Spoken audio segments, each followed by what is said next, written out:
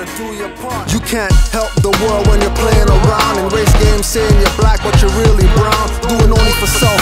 Mama Earth needs help, Grandma's church, even DTs need help. What can you do? Don't worry about me. Hey, you got life's chores cause of ING3. Been doing my part, building the mental arc for the Aquarian age before it start. Ask Prince Alimel Bay and Sisters Aquino, who brought him to Toronto to wake up the sleepers. If you think not, you better go ask Dada Griff, who's giving to yo hip-hop chakras a lift. Bobby Hemmett came too, so did Boyd Graves. Respect and love you, though you died from AIDS. Just rent a library room, don't cry for space. Who's gonna help the world? We can't escape the space.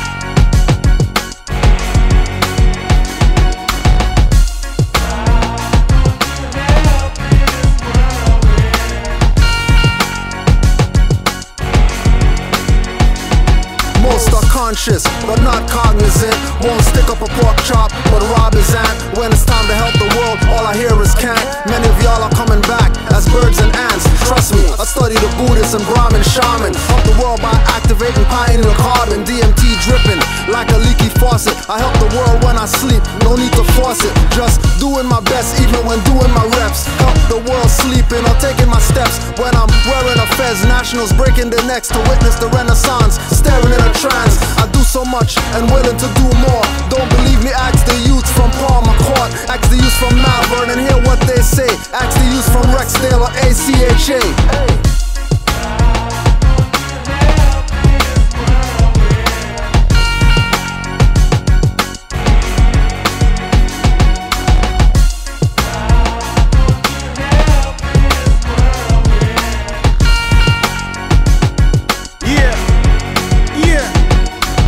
Hang time's worse than the Willie Lynch curse. Cause I'm not coming down till I finish this verse. Demons disperse till them bite curb. Eat dirt till my feet hurt. Ashes to ashes, soon return to the earth. Stand for better and redirect the worst. Drop some knowledge on a dime beat to quench your thirst. Thanks to sus, we've remained in the game with a torch high. IHFing up another track, don't ask who or why. It's time to feed a rapper to the fire, kick and scream. The same way a spirit does when you steal a dream. The more we want for self, the less there is for us and we. Minimal I, and let's build in community. The temperature rise, now the ice age melts away. Prophesized by KRS-One, these are the times and days. This is the cycle that I missed cause I was too young to jump in. Now I got enough artillery to keep dumping. Fire Marshal Ho Chi Minh, let me show you something. Duck for cover, shells can't stop flying, stagger like you're drunken. We got aces round here, so keep the ones flunking. Bitch slap a whack rapper like you need some punkin'. Ho Chi Kutcher, fucking call me Simon Butcher. Commercial rapper, decapitated envelope pusher. Rapper inquisitioner, feed him to the fire. Lead him to the heat and watch the flame raise higher. Picture painted, but the spirit not tainted. See us in a pheasant, fall back like it fainted. Feels like we've been here from the ancients. Experienced so much challenges to build my patience.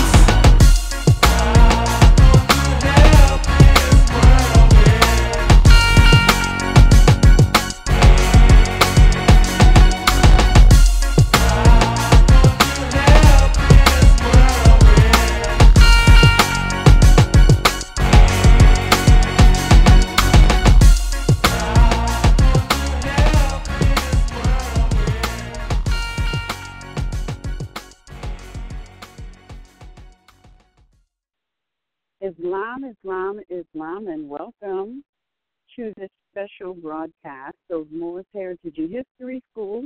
This is your host, Anita L., along with my co-host. Let's see if I can find her, RVBey.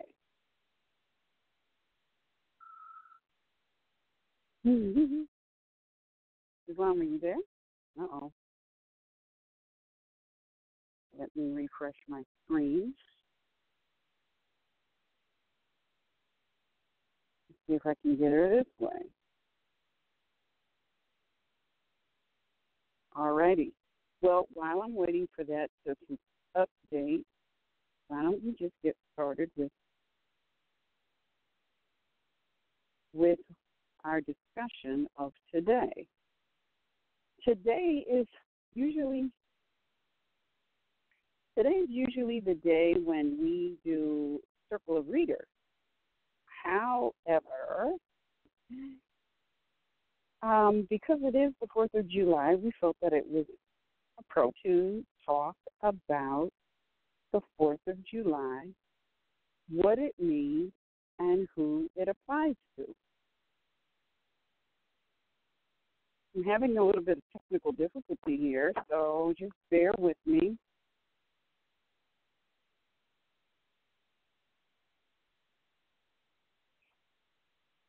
I'm actually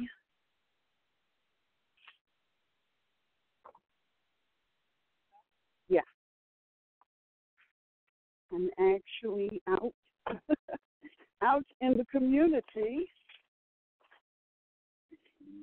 and my Wi-Fi is acting up. All right, so let's see if I can get into the studio and unmute. All right. Here we go. Wow, here I am. Can you? Are you there? Great. Can you hear me now? I can hear you. I can hear you just fine. Right, I thought Lord. it was not pressed one yet. It's using a portable system because I'm not home, and so it was taking a minute to update. Gotcha. Oh, all right. There's a lot of things going on now. It is a lot of things going on. So today, being the 4th of July, we're going to talk about the 4th of July and what it means and to whom, because I know I have always had misinformation, or I should say missing information as to what it means. And I'm thinking a lot of other people probably did as well. So we talk about this all the time. We have the United States Union Company, which was established in 1774, and then prior to that, you had a number of companies that was established, and these companies were established, some by Great Britain, some by France, some by Spain, some by Portugal. But the ones that are significant are the ones that were established by Great Britain, because these companies, some of them did in fact join the Union, some of them didn't. What most people don't realize is in 1776, because these companies didn't have proper representation, they decided, with the backing from the Moors, to declare their independence from Great Britain. And that was drafted and sent off July 4th, 1776. However, it was not actually accepted until 7 years later, at the end of the 7-Year War in 1783. So the celebration that is going on today, that a lot of people are celebrating, is the independence of the companies from Great Britain. When they say they attained their independence, they obtained their independence from Great Britain because they had to contribute to Great Britain, and they really didn't have a say in how they ran their operations, and whatever they did, they had to run it through Great Britain before they did this. Now, what's interesting about the independence that is being celebrated today is other companies also declare and or celebrate their independence. For one thing, if you ever watched the movie about Gandhi was a British held company until they gained their independence. Let's see, you had Barbados, Jamaica. It was a British held company until they obtained their independence. recall when they got their independence, but I know around, in a lot of areas, every first week of August is the celebration, the independence of Jamaica from Great Britain. There's a similar celebration with Barbados, another celebration of independence with Trinidad and Tobago, and many other companies. So what many people, myself included, did not realize was that all of this celebrating had nothing to do with the people. It had everything to do with company operations. And if we go around the world and we look at all of these entities that we thought were countries, for example, you will find that quite a few of them have a independence from some major power that they celebrate. So this day that a lot of people are celebrating, it literally has nothing to do with the people. Nothing at all. Nothing at all. This is why in 1865, Lincoln freed the slaves. Now, Asiatic people, they always want to attach themselves to that word, but the word slave is the English word for Slavic. So the freeing of the slaves was really the freeing of the Slavics that were brought over here. Many of them worked to death, literally, and many of them enslaved, or, they came over here under the condition of slavery. And so when that, in 1865, they were free. But the celebration that is going on today, as it relates to the 4th of July, is simply the freeing of the company. That's it. The freeing of the company. So the companies on this landmass today, they can make decisions as it relates to their ability to generate income and compete in the marketplace and compete with other companies independent of Great Britain. Now, how can I substantiate this? Well, if you go back into the chronology of time, there were several communications that were sent from Great Britain to the colonies of America, advising them that they will not do business with the Dutch or the French or Spain or Portugal at any given time, and they had to adhere to that. And if they did not, then they suffered dire consequences. So when they got their independence, they were able to make decisions for themselves and their own company prosperity. Now, when you look at how does that affect these companies today, well, today, Great Britain, that is run by English, they may have relations with entities that the companies or the members of the United States of America do not have relationships with. Now, if they had not gained their independence, they would not have been able to do that.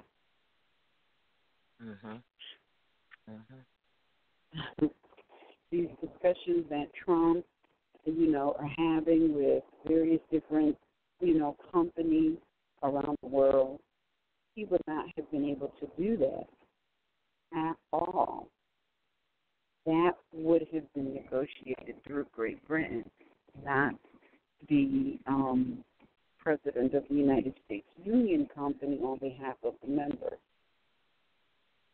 So when you look at this, there's a huge piece of information that is missing that people need to have so that they can know what is actually going on.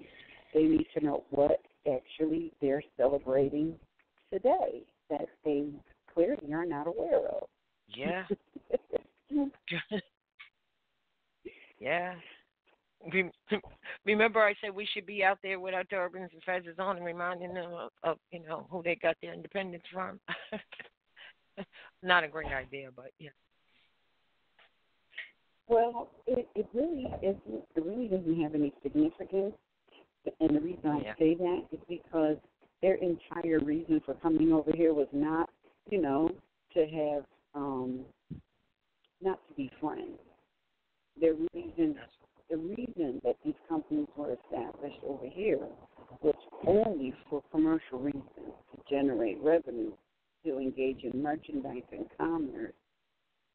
They really didn't come over here to be friendly with the natives, and certainly didn't come over here to,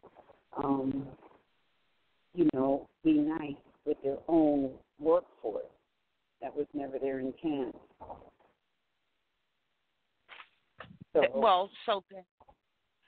So then who were they looking after for themselves individually to prosper through, right? Yeah, instead of being exactly correct. And it's interesting. Correct. And nothing has changed. And I say that's interesting because although we always do things astrologically, sign things and stuff, they really didn't get their independence, actually receive it until after the 7-Year War, which was 1783. But I did a chart on the day of 1776, July 4th. That's when they did their declaration. Because remember, when you have the spirit of something and you write it down, so shall it be, right? You begin from. So it's interesting you say that because surely enough, it was about self. Even though it was a collective of them, they're still family, and they were looking out for themselves. What I found interesting on that particular day is the astrological lineups. The houses were in order. In other words, the first house is Aries. Well, Aries was at home. Second house, Taurus. Taurus was at home. Third house, Gemini, etc. It was all lined up. And so the rising or the ascendant purpose, if you will, presentation, if you will, was definitely about self. And there's nothing in the social houses dealing with any of the social dependencies, let's say, or concerns of other people. The only social houses that has something in it are the ones that, unfortunately, I can't print this because I have a equipment problem here. This is an old device. Is 10 and 11. 10 and 11 being their, Capricorn, to rule, right, government.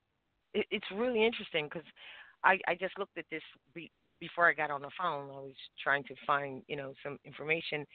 And the moon for them was in Aquarius, which is about people or family or extension of people. And in their case, it was just about themselves.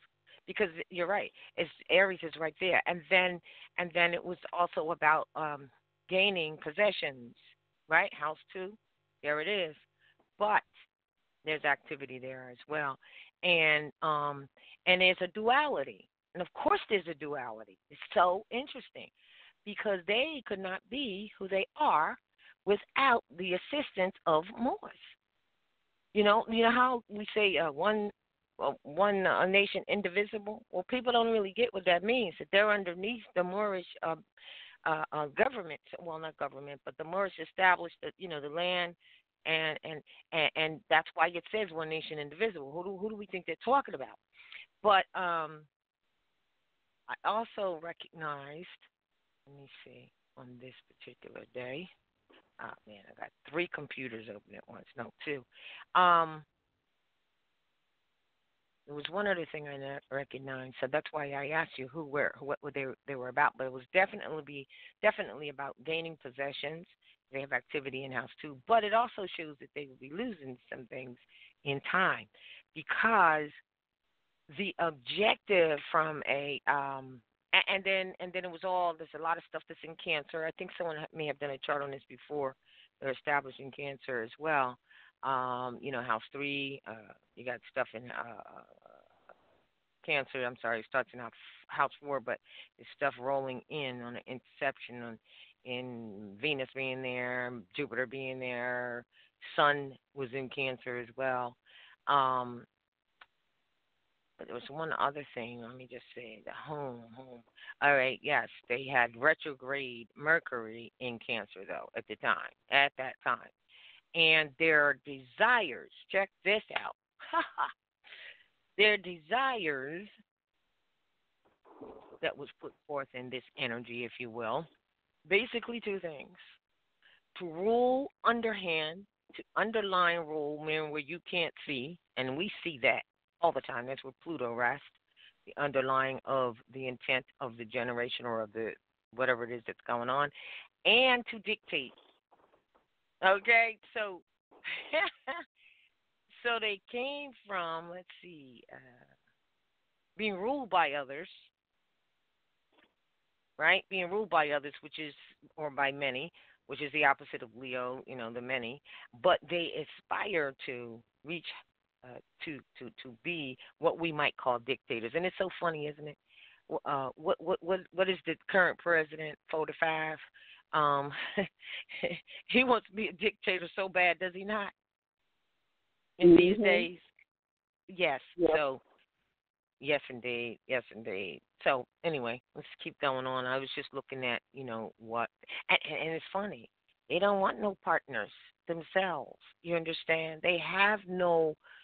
They are not molded, nor are they influenced by social dependencies, not only within themselves, but not, in other words, what that means is they have no concern about the rest of society, if I could put it that way, and what those social interactions are supposed to be. That's why I find it interesting even unto this day that we have some Moors and some people saying we're going to start a new this and a new that, and let's bring the modern Europeans in because, they're learning too and all that stuff. It doesn't matter what they learn. They're going to learn the same thing you learned, that the truth is the truth is the truth, and that there is no need to, as the prophet said, we do not wish to amalgamate that because we're two separate. We must worship under our own vine and fig tree. What they need to realize is we're gracious enough to help assist them from being in that state, of destitution, if you will. You know what I mean? And brought them up under. Right. That's where the line is, because anything else, you already know the nature of the beast. You already know. So we have to make these distinctive things. Yes, because trust me, they had no concerns, according to the astrological functioning energies as it applies to, the earth at that time and affecting them. They had no concerns to be influenced influenced by circumstances of the social dependencies themselves at all. So they're not birthed in that, and that's not their interest. You see, it's only for themselves, and that's fine. But we have to make the distinction and know what do you say, Annie? Who is who and what is what, and not try to can't force it into something that it is not. So, moving right along, I think the most important thing though is that that you want to get across. One of the most important things on this day that has never been gotten across before. We just went out and celebrated 4th of July, Independence Day, and we always felt uncomfortable about that. Nobody can say that really fit with them. How are you going to celebrate some beautiful 4th of July, we're Independent Day, and with the same people who got their foot on your neck? That tells you something So, um, so it's. I think the most important thing is for us to understand, as you said, that they were really just becoming independent companies. And then later during emancipation and all that stuff, we got swept up in some of that. Some of us off of the coast of Africa got swept up in some of that, and that's why Bill of Rights 13 says that if you are in fact descendants of Africans, you cannot be members slash citizens of this corporation called USA. That is the reason why it says that. All right, but this is about their independence. This is not about actually freeing slaves. But again, like I said, when you get to that part and you talk about, freeing, like you said, Lincoln was freeing the slaves, which is the short word. We need to be real clear about that. Real clear.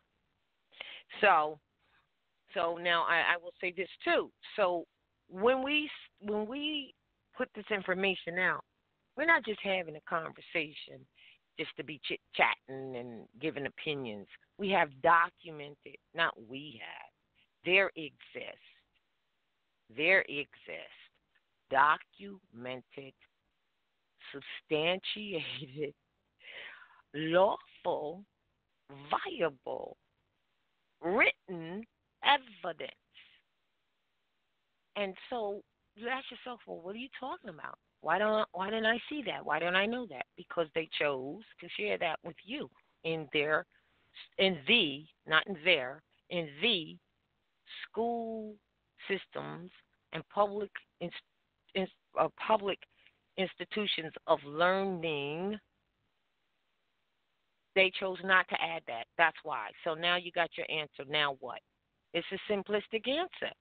Because when you find these things to be documented in records, and we're talking about in the records of American history, right? Right? There it is, biggest day, not hidden. Then the only answer you can give yourself as to why it was not taught is because they chose not to put it into the program that they had in the public school systems that they established. So now let me bring back. This is a matter of perspective, not perspective. Well, yes, kind of, sort of. In that, I want to go back to a thought where, when I said that Bill of Rights 13, or what some people will call Amendment 13, but it's rightfully Bill of Rights, which means it's a right. It's a bill that was passed, if you will. And a bill doesn't necessarily mean dollar bill, all right? It means something that went through the processes and became promulgated as law. So, and what I find interesting is that when you read the Constitution, all of those bills of rights that they now refer to as amendment, they are promulgated as law, but we don't enforce them. But yet, they're the only thing in there that is for sure guaranteed law regarding the people's liberties. The people's, not the person, which could be confused as an artificial entity. I said the people's liberties, all right? So when it was stated, or when Bill of Rights 13 says that if you're descendants of Africans, you cannot be members of or citizens of, same thing, depending on what the entity is. In this case, this is a company, and the word government is used because government means to run a company, to govern, right? So when you say that to them, some people will get upset and say, oh, they're trying to exclude us, and think that they need to go marching for that. It's very interesting how life, entities, there's some background noise, is based in polarities. Polarities meaning for every action there's an equal and opposite reaction, and it is a matter of what side of the pole or polarity you are on, which will determine how you see it. So some people see that statement that we are not to be included as citizens or members in the U.S.A as an offensive thing and want to be included without realizing why it says that. Number one, it's a corporation. Number two, it's a government that is not a governing authority over natural people. I don't know which one is first or second, 1A and 1B on that one. That's why. And you ought to embrace that for the fact that it is. But instead, due to our misinformation, miseducation, and, not being, not having this information, I want to say not studying, but, people get upset when we say not studying, but not knowing, there we go, not knowing. This is why people actually say they want to be a party to something that they could never be a party to and ought never want to be. Mm-hmm. So, Islam. Yes, Islam. and it's like, yeah, and I think that's why you're bringing that out, Annie, as to look, these people, this is a corporation. I think that's why. Exactly. So people, exactly. mm-hmm. Exactly. While you were talking, I quickly, did just a little bit of researching. Google is just a wonderful thing. I'm telling you, when people say that, they don't know what to study or they don't know something, it's in this day and age, it's so not acceptable because you can Google and find anything. So, I went and I Googled. But you can't trust it. Just real. Huh? No, go ahead. You still have to review what you Google. Go ahead. Well, exactly. Well, yeah. I mean, everything. But see, one of the things about information that you find online is that and a lot of times it gives you significant pieces of information that you can then go and further research. And that's how I use the information. And I don't check with one source. Like I look at dates, I look at location, and I look at, who are the parties. So today, what's interesting is today everybody is celebrating the United States Union Company and its members' independence from what is called the United Kingdom. At the time, it was Great Britain. In 1947, India gained their independence from the United Kingdom, which is Great Britain. In, where am I looking? In the 31st of August, 1962, Trinidad and I believe Tobago gained their independence from the United Kingdom, which is Great Britain. In the 6th of August, 1962, Jamaica gained their independence from the United Kingdom, which is Great Britain. And then the 30th of November, 1966, Barbados gained their independence. So what this is saying is that these are all companies, people. And all of these companies were companies that were established and reported to or was operated by the monarchy government company of Great Britain, which today is referred to as the United Kingdom. So when people say that they are American today, because America is really not a nationality, but when people say they are Americans today, they're referring, that what they leave off when they say they're Americans is that they are joined or pledging allegiance to the United States of America. See, people, we don't even realize what we're doing when we say, where do you come from? Oh, I come from America. Or You know, in some cases, you have people saying, well, you shouldn't be really saying you're a member of the United States. You should be saying you're a member of a state. It doesn't matter. That's still a company. Right? Mm-hmm. It's still a company. But America, the land, although it's a bastardization of our Morocco, so then for that reason, it's not really you can't use America when the actual language is Al Morocco or Morocco. Because America is right. It is some sort of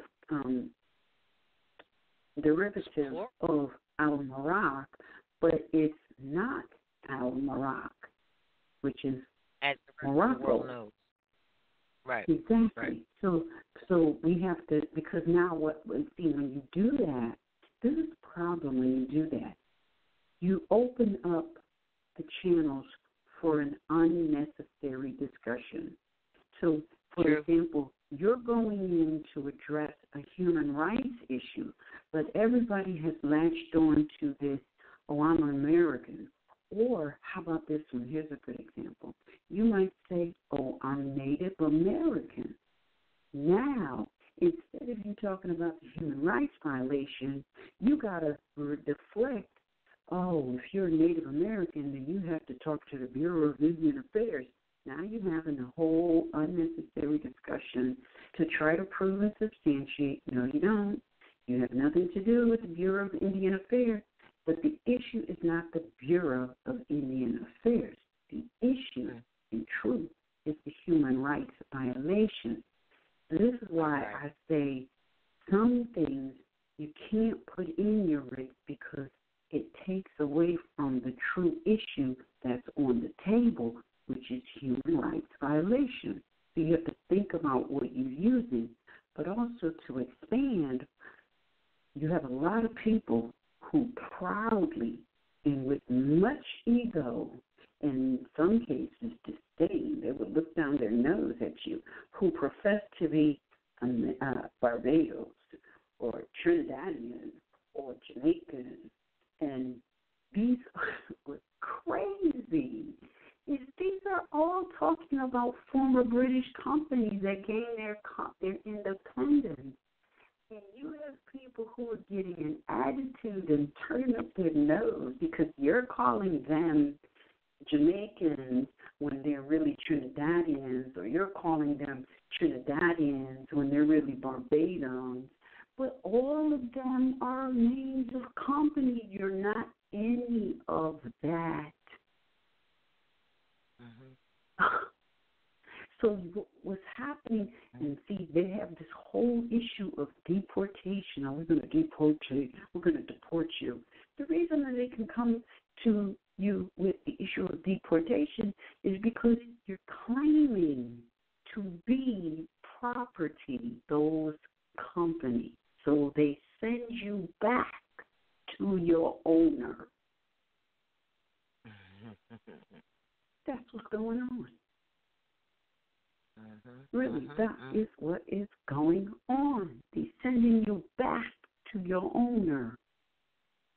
And if people would stop joining themselves to these companies, you would really have a human rights claim. Yes, yes. You know, you really do. I'm not saying that we don't have a human rights claim. I'm saying that right now, many of us really can't substantiate a human rights claim because we have pledged allegiance to companies unwittingly. But we have pledged allegiance, like look at what's happening. Look what used to happen when we were in these institutions. Now, check this out. The institutions are operated and run by employees of the municipal companies who are not members of the union. And what did the children have to learn in elementary school? The beginning of the school day always began with the pledging of allegiance. Right. And so they were teaching the children, and some places are still teaching this today. I pledge allegiance to the United States of America. What did you just do? What are we allowing our children to do? Mhm. Mhm. Mhm. And we say we say we're Moors, and we say our religion is Islam. Yet we have our children in these institutions that have them pledging their allegiance to the United States Union Company on American soil or Moroccan soil. Right. These are the things that we participate in. So, and then just take a look outside your door. Go to the grocery store. Go to any park. Go to any beach. Go anywhere today. And the majority of the population on planet Earth is Asiatic. Who are the majority of the people who are celebrating Union Company members' independence today? Mhm. Who's the majority of the people? Who's the majority of the people who are running around with shirts that are, the United States Company flag? Banner. We don't even realize what we are pledging our allegiance to, and we do it publicly. So all of this is out there. People are running around talking about, I got to, what is the word? I got to, cancel all these contracts. How about the contracts how about what you have verbally pledged with your own mouth, unwittingly? How about what you have pledged on some of these social media platforms? Because, before there was Facebook, I think there was this thing called MySpace. I think MySpace kicked it off. Mhm. How many people was in this MySpace pledging their allegiance to companies and not even aware of it? Mhm. So today ought to really be a day of reflection.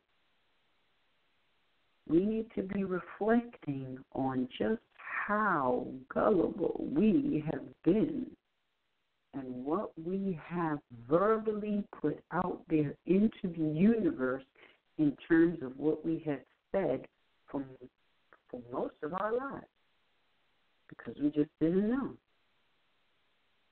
Yeah. But that was also in there, but we still didn't know, because the first word is I pledge allegiance to the United States of America, period. Mm-hmm. Then, and to the republic for which it stands, one nation, indivisible. You don't even get to that, and we never even questioned that, nor did we have any comprehension of what that meant in the first place. Nope. And that's part of why they took it out, because if people start thinking, they're like, well, what republic that it stands indivisible? There's two things going on here, because that's what it's really saying, Yeah. Well, when you think about it, to the republic for which it stands, one nation, indivisible. Okay. Now, if you look at that from a company perspective, what that pledging is really saying is we're going to make sure that our company in operation in perpetuity. That's what it's saying. What you're doing is you're pledging that you will ensure that these companies operate for your entire life and for any of your future generations' life. And the thing that we just don't know is that these are companies, much like a Walmart. The only difference is Walmart got some merchandise. These companies don't. Yeah, how about that? How about that? Mhm. Something to think about. Yep. Well, see, but you wouldn't think about that unless you first recognize that they are a company, instead of thinking they're a governing authority over the people. Yep. You know, But so that has. where did we get? And here's the thing: where do we get that concept from? Yeah. Get that concept from? Look how many. You know what's crazy is these institutions, they're overflowing today. There's like 30 children to a classroom. 30 children to a classroom. Now, some people are speaking to, that's too many children. That's overpopulation. Mm-hmm. The issue of overpopulation is not relevant when you take into consideration that their objective is to mentally condition the children to certain, precepts. One of them is to obey the law, pledge your allegiance, be a good citizen. These are the things that the children are being mentally conditioned to do. It's like anything else is not relevant. Like, we have this expectation that we're sending our children to school to learn how to read and write and do basic mathematics. That's our perception. The reality is the children are sent to school to learn how to be obedient citizens, slaves, to never question anything, to just follow what your mother did and your grandmother. That's why when the prophet said, go back to your foremothers and forefathers, your ancestors, he's not talking about those family members that just follow the status quo. He's talking about those ancestors that were not a part of the status quo. Mm-hmm. Because there was a time in our evolution when we were not a part of the status quo. And that is what we need to go back to. Mm-hmm. Mm-hmm. And it doesn't mean that you're supposed to hate or your mother and father. That's not what it's saying. It's saying that you need to recognize that your mother and father probably didn't know this stuff. And so they had already been in some way beaten or conditioned into conforming. When Noble Drew Ali said, to go back to the foremothers, it doesn't in any way, shape, or form mean that you are supposed to hate your mother, your father, your grandmother, your grandfather. That's not what it means. It means that you're supposed to honor and respect them because they made some sacrifices. But you have to go back beyond them to find the family that wasn't a part of this. Not that they were fighting against it, just didn't exist. That's the reality of the thing. It didn't exist. No. So it didn't exist. But, it's interesting because this whole United States Union Company set up, it's new. It is new. It's not old. It's not ancient. It's new. All right? We are ancient. This thing here is new. That's why you can even look. You can go and find records on what is actually going on, how we got to this place. You can't find too many records on, the ancient Moors. There's none.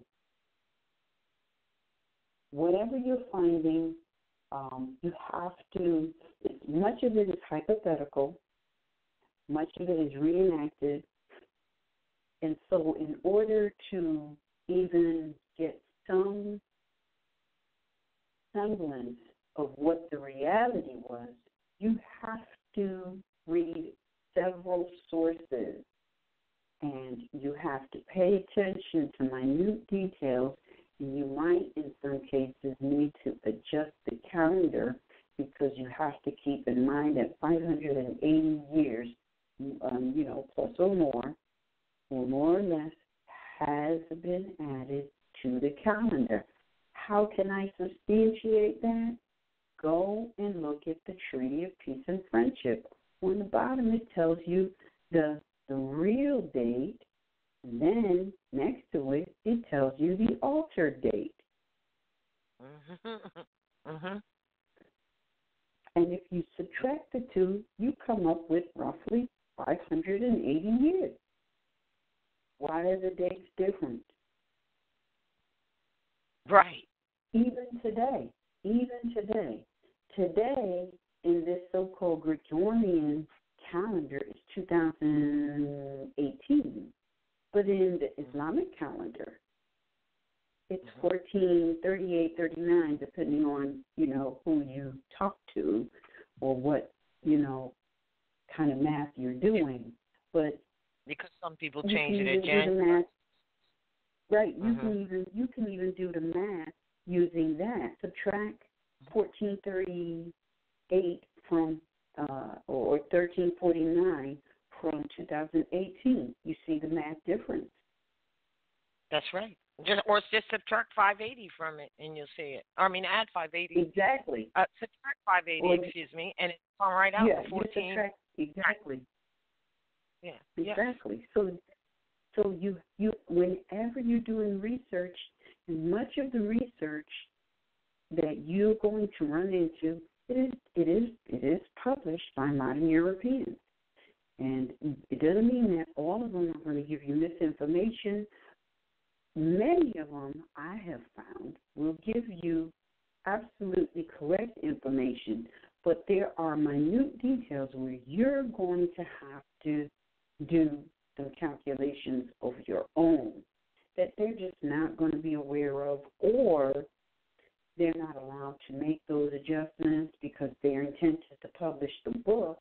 And if you really look at the overall book, the information that's being presented is more relevant than you figuring out the calendar year is different or off by 580, because there's so many different places you can go to see that. It's not even a mystery. So it's like you don't even need to discuss it because it's so obvious. It really is. But, if we were to even look at, this Independence Day that the union company members are celebrating, and the people unwittingly are celebrating, it's like, okay, you see the true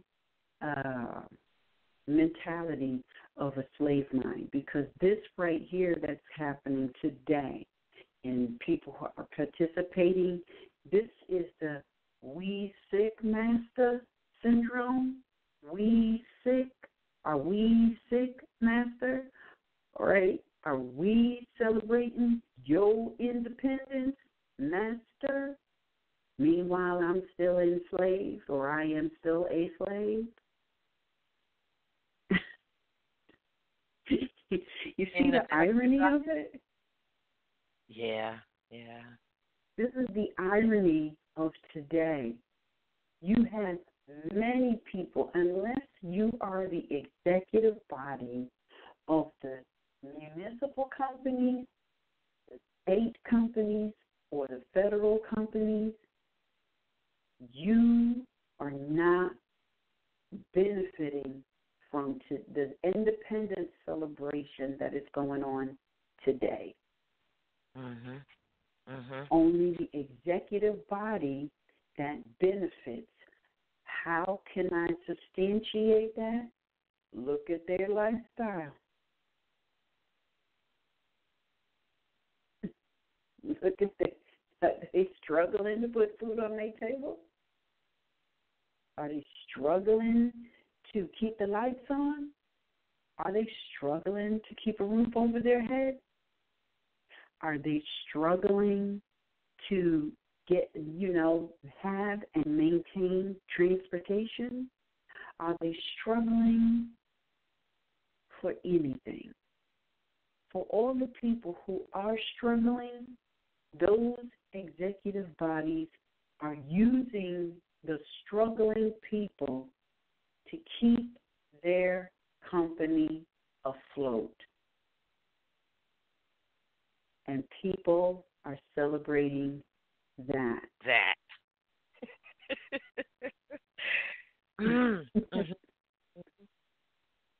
Wow. What a way to look at it. That's the way it is. Mm-hmm. Now, these people, these executive bodies, they will say, oh, they have a problem obeying the law. The law is for everyone. No, First of all, how can I know? How can I substantiate that is not law? Because let me tell you, law cannot be changed tonight by somebody and be different tomorrow. Law is the same for everybody. Here's the law. When the sun comes up in the morning, it shines on everyone. That's a law. Yeah, how about that? That is nature's law. But when you tell me that I have to have, when you tell me, see, this is the unconstitutional and human rights violation of the driving instrument. When you say that a certain group of people must have this instrument in order to travel on the land, and if they don't have it, they cannot travel. And then tonight, you write something that says people are excluded, but these other people over here are included, and you put that out tomorrow, that's not law.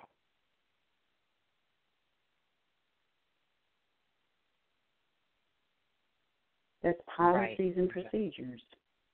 Exactly. Law does not change. Law is the same for everybody. Mm-hmm. And so, and see, the whole purpose for the writing up of the Constitution was to establish a pattern for companies to be established and operate. The Bill of Rights portion, if you really pay attention to it, it protects the people from any mistreatment by the employees of the company. And I know a lot of people may not have noticed this, but if you go into any company, they all have a Bill of Rights. If you go into a hospital, on the wall, they have a Bill of Rights. If you work someplace, they have a Bill of Rights. Every so-called human services has a Bill of Rights. And 9 times out of 10, you've been given a Bill of Rights, you even signed off on the Bill of Rights, and you didn't even realize it was a Bill of Rights. Because we don't really investigate things that are given to us. We look at it, if it's not Federal Reserve notes, if it doesn't give you some sort of a credit, it goes in the trash. Mm-hmm. We don't examine anything. And so, we throw a lot of stuff away that's very telling. They count on this. Like, here's the thing. Here's something that they do, because everybody is handled. You're not a company, but you're handled like a company. Here's an example. You have a utilities company. Now, the utilities company wants to increase their rate. Now, the policies and procedures state that you have to let all your customers know this, because customer really means, company. So you have to let all your customers know that you're going to petition for an increase in the rate. And you have to notify your customers. Now, the reason you have to notify your customers, they want to dispute it. They can put in opposition to the rate. So what do the utilities companies do? They do a mass mailing, and they send you out something, and you open it up, and if it's not a so-called bill, you throw it away.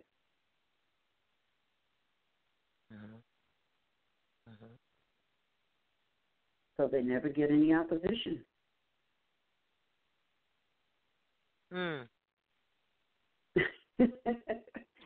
Wait, so you're saying that your cable company does this, your cell phone company does this. That's why, if you notice, some of these companies have been sued, and you will get yet another notice in the mail that says a class action lawsuit has been entered and a judgment has been granted, and you appeared in the records of this particular company as one of the parties. And so if you are interested in receiving your portion of the claim, please do something. And what do many of us do? We throw it away. I'm guilty of it too. Throw it away. So, wait a minute. So, wait, no, because I'm trying to think this myself. So you're saying they'll get something that says what? It could say anything, really, right? Usually it's talking about an increase, because all of these companies, if you notice, all their prices have crept up.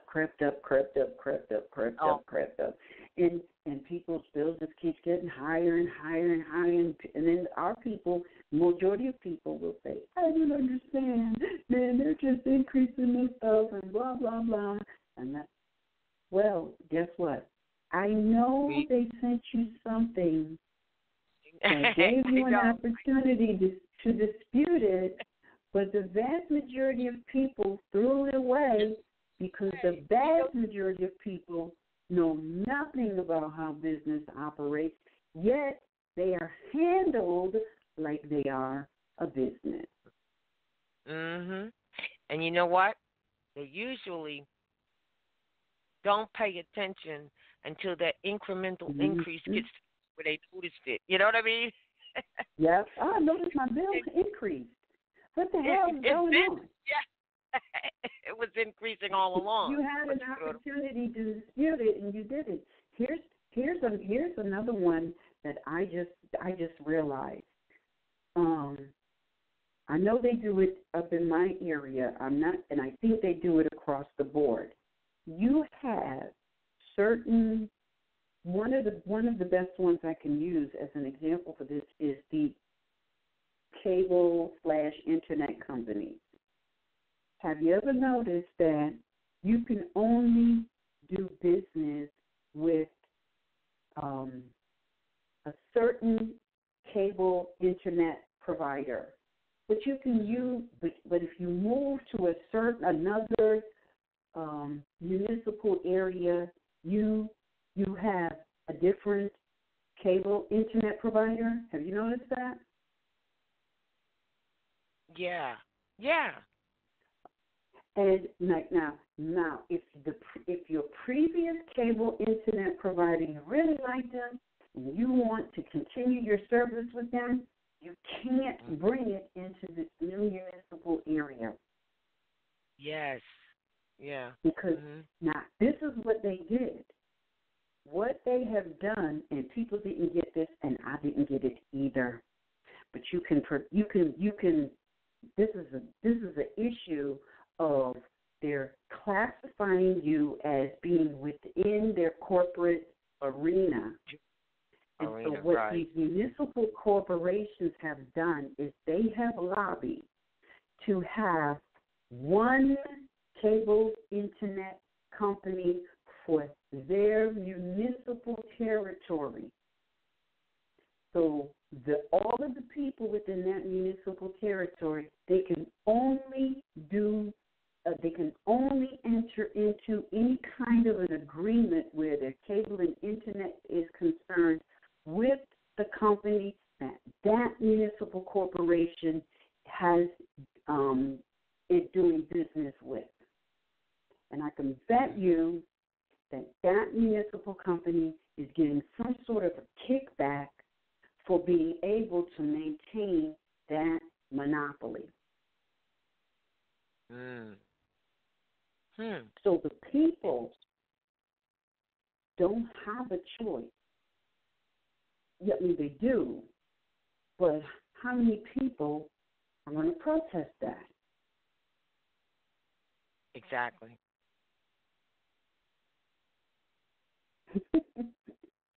They used to do this with the telephone company before they broke it all up, or so they say. Used to be that if you was in one location, you had to deal with this telephone company. If you was in another location, you could only deal with that telephone company. You couldn't bring it over into near that municipal corporation at all. Right. And then when you think about it, how is it that they are able to restrict? Well, this is how. Because it's all based on cable lines. All of the cable lines are the same. But they only allow certain cable internet providers access to do business. It's all about municipal, with a pure municipal location or per municipal parameter. So now that means that the municipal core company has decided who you will be able to enter into any kind of an agreement with. Are you free? Are you really celebrating some independence today, people? Right. You have companies that had gained their independence from Great Britain imposing restrictions on the people and they can do whatever they want to the people, because number one, the people ain't going to say nothing. They ain't going to fight. They're not going to put in nothing regarding human rights. And here's the biggest problem. Everybody can be bought. Yeah, that's the biggest problem. That's the biggest problem. Everybody can be bought. People will come in, they will say, look, if you make this go away, we'll give you $5 million. And $5 million sounds like a lot of money to somebody who has never even been able to have 100,000 or 50,000. But $5 million will go very quickly in that particular infrastructure. It will, because most of our people we don't know anything about managing money. They're saying we're going to give you this $5 million credit. We're going to give you $5 million IOU. That's all it is an IOU. It's not money. So they're going to give you this $5 million IOU, knowing that you're going to give it all back to them. You are. Mm-hmm. Or people are. You're going to buy look, you're going to go and purchase these $1 million houses that they can't even maintain.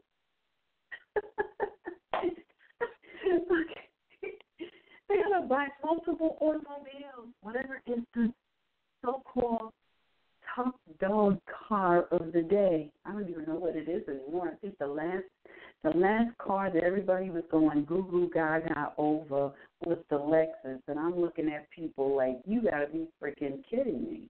You do know that cars are made with plastic these days. Mm-hmm. You hit that baby one time and it's going to crumble and be on the ground. What are you talking about? It's an investment.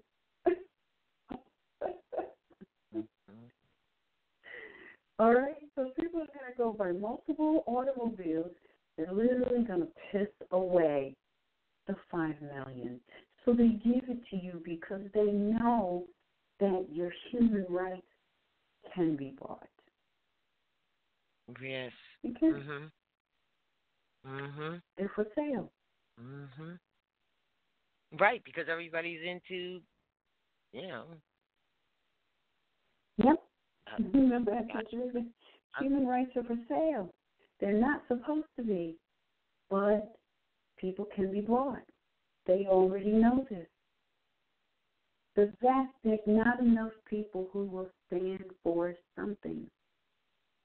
More people will fall for anything than stand for something. And so this is why we're in the situation we're in. We can have people who are like, oh, I don't understand why we still going through this over 100 years later. Noble driving is gone, in the flesh, and we still going through this. Yeah. Reflect on why. Now, don't reflect outside of yourself. Reflect inside of yourself. Because each and every one of us participates in the maintaining of these violations of human rights. Because we can be bought. We can. How many of us have had some sort of a situation and we wrote these writs? We said, if you don't leave me alone, I'm going to sue you and you're going to pay me X amount of dollars for pain and suffering and this and that and the other and everything else. And so what do? They be like, well, we're just going to dismiss this. And what do we say? Okay. So wait a minute. Your human rights can be bought for the price of the ticket.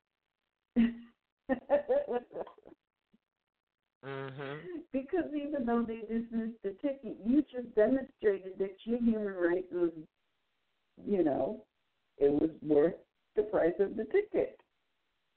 Because if you don't go further and put in a suit, a human rights violation suit, then your human rights can be bought. That's what it means. We shouldn't feel guilty or ashamed. We just need to reflect, man. This is about reflection. We need to reflect. Why do we keep doing the same things over and over again? Because we write these wonderful writs where we say, we're going to sue the crap out of you and we're going to make your company disappear and blah, blah, blah, blah. And then they say, oh, shoot. Well, we're just going to dismiss this. And, okay. Thought it was a human rights issue. Right.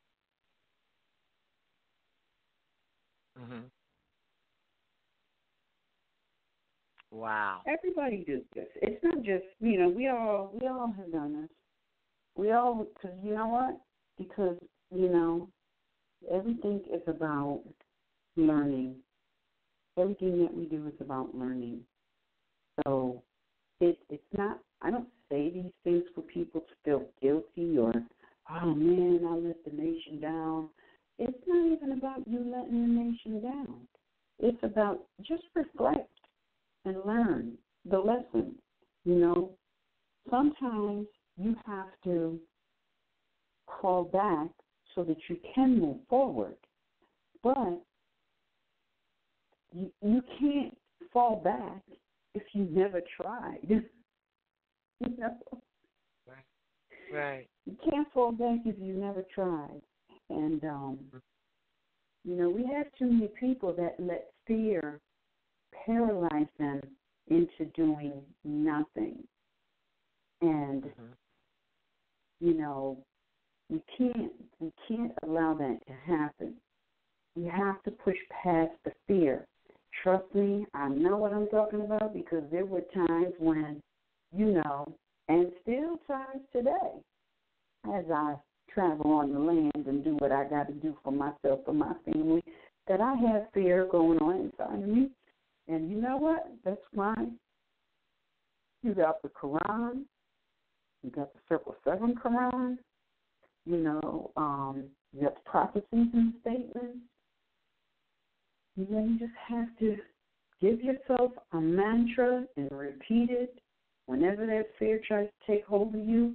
And, you repeat it while you're stepping through the fear. That fear, it will paralyze you. They have that saying, if you fall off the horse, you got to get right back on. Because if you don't get right back on, you never will. Just like they say, if you have a car accident, you got to get behind the wheel as soon as possible, because if you don't, that fear will keep you from getting behind the wheel and navigating once again. That's real. Real. All of this stuff is just psychology. It's the psychology of fear that has been implanted into our psyche. And, these companies, they have put all of this fear in our consciousness to the point where we don't do anything because we let the fear of what might happen stop us from doing anything. Yeah, And I'm not saying to go out there and do things foolishly. I'm not saying that. I am saying that, if you have a situation, don't let it go just because they dismissed it. Because your liberties are priceless. That's why it says it's unalienable and inalienable. I think that many of us, we really don't comprehend what that means. It is unalienable and inalienable. If you look these two words up in the Blackboard Dictionary, it will tell you cannot be bought, sold, or transferred. Your liberties cannot be bought, sold, or transferred. But they can be violated if you do nothing. They can be. Yeah. And we have got to be real with ourselves. We have been mentally conditioned in these institutions that they call school. They're not school. These institutions have mentally conditioned the people to allow your liberties to be violated and do nothing. That's how you're trained, you're saying. That's how we've been trained. That's correct. Taught. That's how, how everybody is trained and continue to be trained right now. That's why Noble Drew Ali emphatically said every temple is supposed to have school. Now, I'm going to say this. What that statement covered two dimensions. It's not just a single directive. It covers two dimensions. It means mothers, y'all asses need to wake up. Because the school is in your womb. And y'all are supposed to have a school in operation within you. That's it, and that's supposed to be all.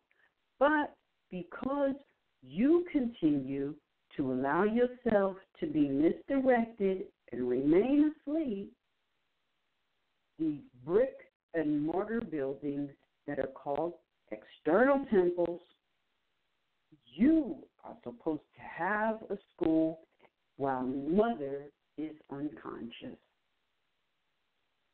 Mhm. Mhm. Mhm. That's for sure. You know, wow. I just wanted to make a no. Something you said earlier, it hit me. You're saying, your liberties, they can't be bought, can't be sold, can't be transferred. Isn't it interesting that we're saying this on this in relationship to this day of the Declaration of Independence for this other family of people, right? And how they said that they're doing all that they're doing in the pursuit of what is it? In the pursuit of happiness and oh, I don't have it in front of me, and liberties, right? Mhm. They are protecting their daggone. They're talking about the liberties to be treated, humanely, because that's really what it was, right? And we're talking about this celebration of their being, even though they say to be treated humanely, they're really still talking about being independent companies and not really robbed and raped all day like we're being every day, all day. Exactly. You know what I'm saying? Exactly. Right. Exactly. What they fought for was to be able to run their company and benefit from the fruit company. That's right. what they fought for. They fought for that.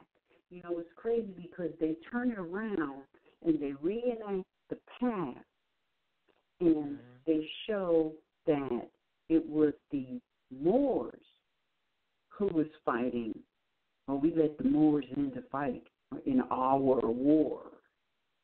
But it was not our war. Why would we assisted, but that's not our war. It's crazy because a lot of people will bring up this, the quote by the prophet where he says, I'm going to keep the modern Europeans here long enough to teach you how to run government. Everybody thinks that that means, what they got going on today. What they have going on today is not what was initially started, first of all. Like, really, what they have going on today, that's not what the prophet is intending for Moors to learn how to duplicate. Because what they have going on today is the blatant violation of human rights.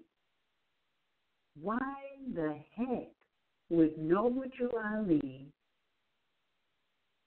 say that I want y'all Moors to learn how to violate people's human rights and profit just like the modern Europeans?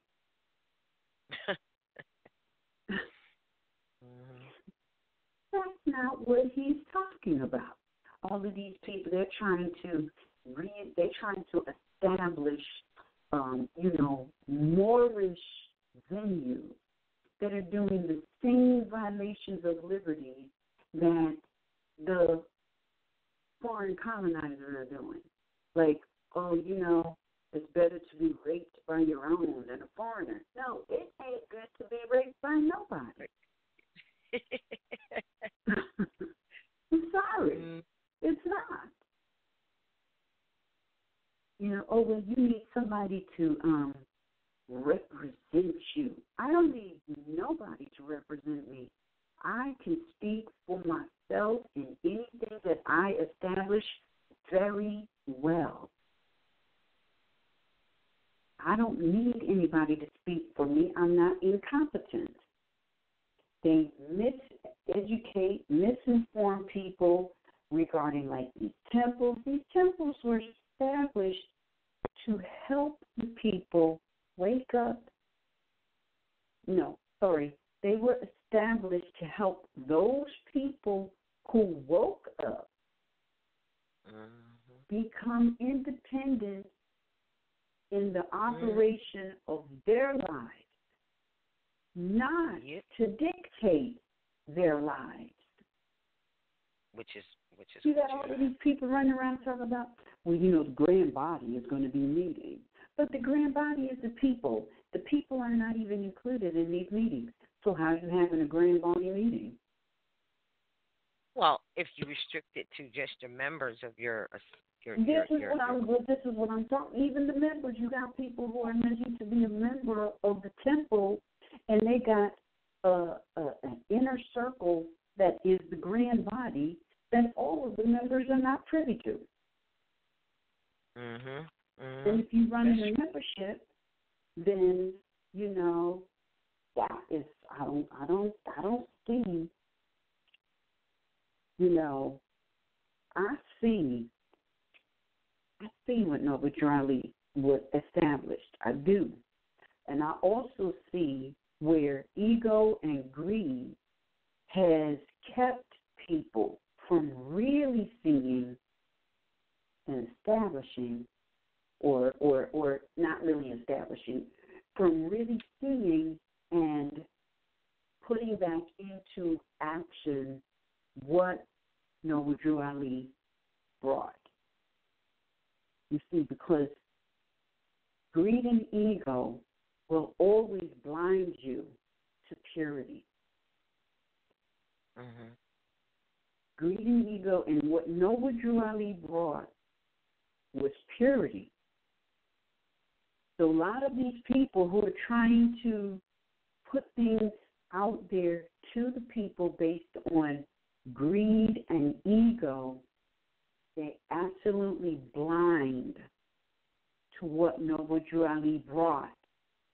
And to be honest with you, as clear as it is to me, I would never talk about it, because what's going to happen is people who have the wherewithal and are absolutely functioning from greed and ego will take that and they will enslave the people. That's the fear that Noble Drew Ali had. But the one caveat, whole thing, what Noble Drew Ali brought, Muhammad, Yahshua, all of the prophets, all based in science, baby. And science says, as long as your ego and greed is engaged, you will never see what I brought.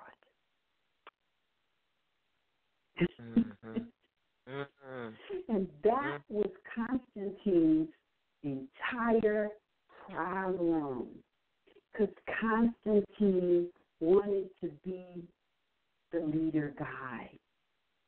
He was running on ego, like so much ego. And so when he went to the mystery schools, he wanted to be included in the so-called mystery schools. And the reason they call it the mystery schools is not because it's a mystery, but just like they said in the Matrix, I can bring you to the door, but you must go through it. That means that you have to come with a purity in order to go through the door. Because if you come with anything other than a purity, you will find all kinds of impediments that will manifest based on your inner self. They will all appear from that door, and it will prevent you from going through that door. And that's what happened with Constantine. But Constantine was running so much on ego and greed that he didn't see the science. And so he created his own little club. And he took from a lot of different schools. And when he felt that he had perfected his philosophy, he burnt down everything else and persecuted everybody else. And that's how you have this crap called Christianity today. Because of ego and greed, having nothing to do with Yahshua. Ego and greed, because Yahshua was purity. That's why he could see. Noble Drew Ali was purity. Muhammad was purity. That's why they could see. And the amazing thing about Muhammad, as I read the story, is Muhammad didn't know how to read or write. What was given to him was given to him orally. And for all of you sons out there, you got to know the story of Muhammad, the first person he repeated it to was his wife, Khadijah.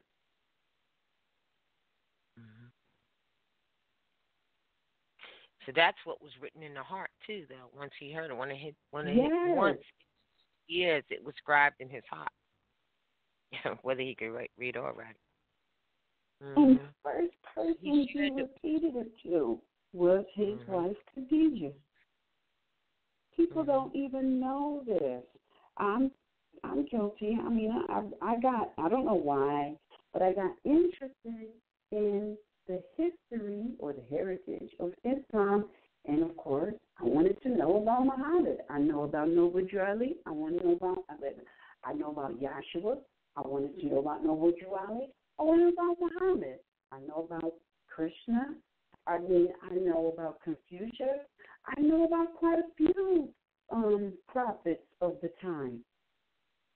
I never thought to read up on Muhammad, and the story is amazing. Like, this man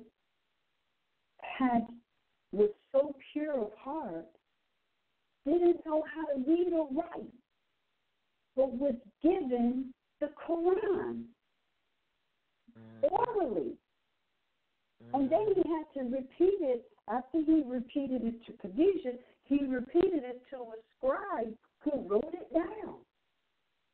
And if you did your research, you know the scribe today is referred to as a notary.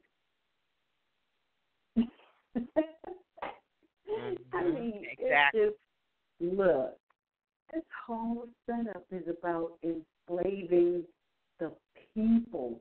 It didn't start, it started out that way where the prime targets was the Slavics, the slaves.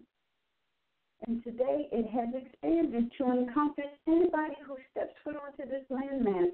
And they have taken their program around the globe. And it's so crazy that today people are celebrating the independence of these companies who are dictating and controlling their lives. They never, ever question it.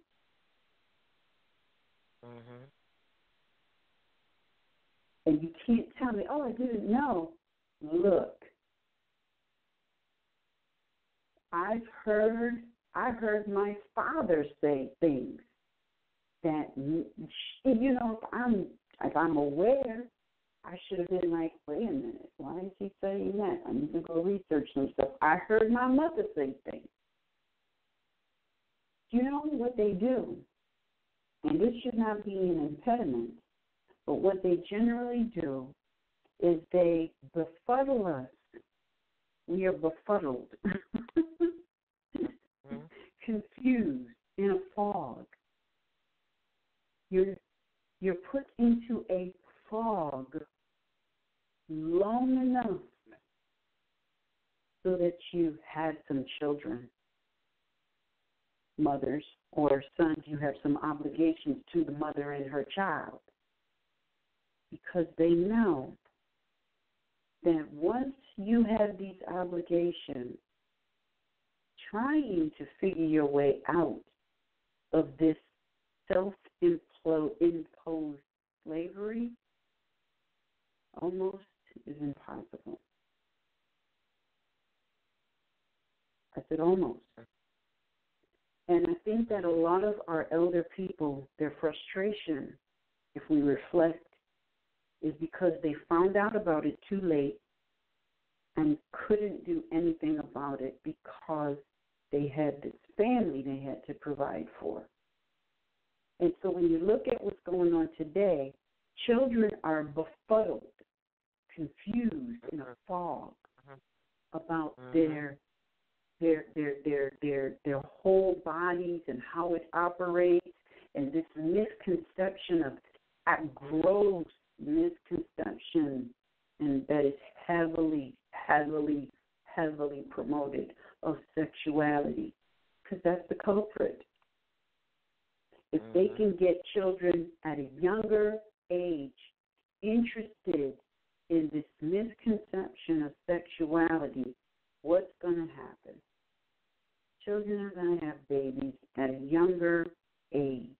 That means that your self-imposed enslavement begins earlier than the previous generation. And then when you factor in the seemingly hopeless condition, you add the component of substance abuse. And they got a steady flow of revenue generators. That's why, if you look at the program that Noble Drew Ali brought back, in conjunction with what Muhammad brought back, these are way of life. This is a way of life. The way of life that these two prophets brought brings you back to clarity, which is why the foreign colonists, modern Europeans, fight against Islam so heavily. Because in Islam, the proprieties of the children, especially the daughters, very high. The sons too, because see, the whole principle of Islam is we have to get the clarity into the children as quickly as possible. And that's why Noble Drew Ali said, get it into the young and the yet unborn. This is for the young and the yet unborn. And then he said, get it into the children at all costs. Oh, absolutely. That's the correct quote. Yes. Okay, now think about that. At all costs. Why at all costs? That means, you know what that means, people? That means that you are supposed to be willing to die for your child getting this information. Are you willing to die for your child to get this information? Because what it's saying, at all costs, get this into the children at all costs. Because if you can get it into the youngest next generation, the youngest next generation, they will have clarity early in life. And so they will avoid the pitfall that the prior generation made. They will, in fact, be able to save themselves earlier. How many of us got this information and felt, oh my God, just 10 years earlier, I wish this had come to me? Or where was this information when I was in my 20s? It was here. You had other outside forces making sure that you were caught up in what you were led to believe was fun. It wasn't fun. It was established intentionally to get you caught up in everything but clearing your mind. That's why Noble Drew Ali, he said, draw a circle around your passion and square up your conduct. That's right. Why? because that's the only way that you are going to get a clear mind. Draw a circle around them wild passions and square up your conduct and get your mind right quickly as possible. Better late than never. Mhm. Yeah. So That's all. we have got to look at all the ramifications of these companies that were able to gain their independence from Great Britain and have this grand celebration today. Imagine how many people are going to be going out to whatever fireworks displays they're having to celebrate the independence of a company that has restricted the people. It's just crazy and wild.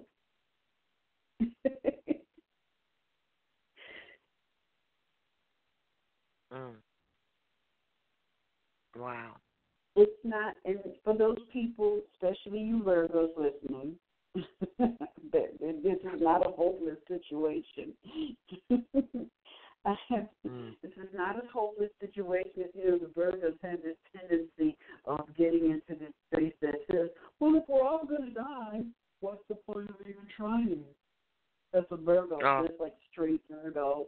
Like, oh, my God, they analyze. I'm analyzing. They're like hamsters on a wheel. Always running. And I'm telling you, like in the astrology book,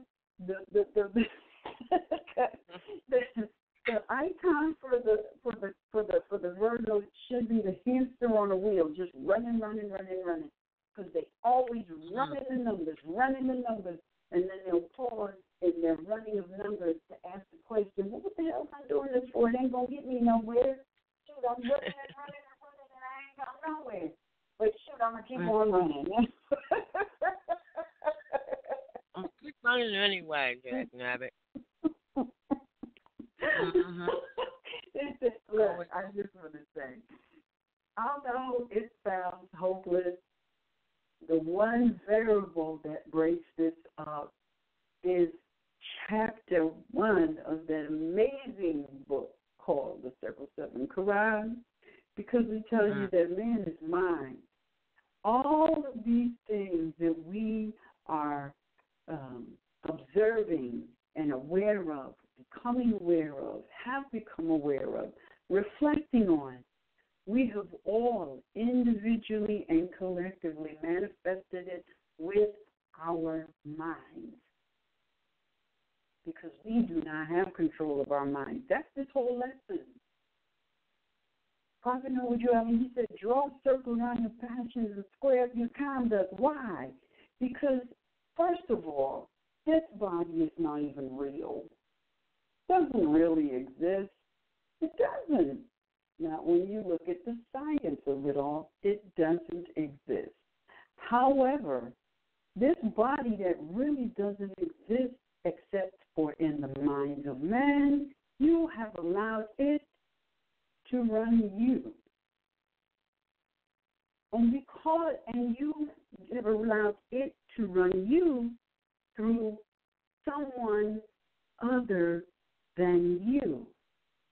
So, that's the higher self, lower self. That's the higher self, lower self. So you have to first back control of your mind. Because once you do that, then you will learn to control your mind. It's not going to happen overnight. Didn't he say you ain't get into this overnight? You ain't going to get out of it overnight. It's going to take some discipline. Because you're going to need time to discipline yourself. Because, for example, you're going to want to go, let's say you have a craving for ice cream. And for all your life, at 8 o'clock, you get up and you get a scoop of ice cream. Now, you have to put the ice cream away. But because this is a habit that you have cultivated, you are going to get up and begin walking to the refrigerator to get the ice cream before you catch yourself and turn around. And you're going to do that for a couple of days, maybe a couple of weeks, until you get to the thought is going to pop up, 8 o'clock, get up, like a robot, and go get the ice cream. But you've mastered the actual movement of getting up, so you just have the thought now. So now you have to overcome the thought. That's going to take you a couple of days, a couple of weeks, possibly a couple of months. Usually within 21 days, you begin to break the habit. But you have to do this consistently for 21 days. Third day of a change, the first 3 days of a change is the hardest. And the third day is like the most hardest day. It's like the deal breaker day. This is the day where you're either going to give in or you want to maintain. It's the last day. If you can make it past the third day, it gets stronger after that. And by day number 21, you're well on your way. By day number 30, however, you've got to make that mental decision. You've got to make that decision to make the change. You're going to have to program your mind to reverse the habitual activity that has become so invisible that you're not even aware of it. These are the things that we have to get back into our mind once again to overcome all of the things that get us caught up in taking back control of our lives. Mhm. Mhm. So,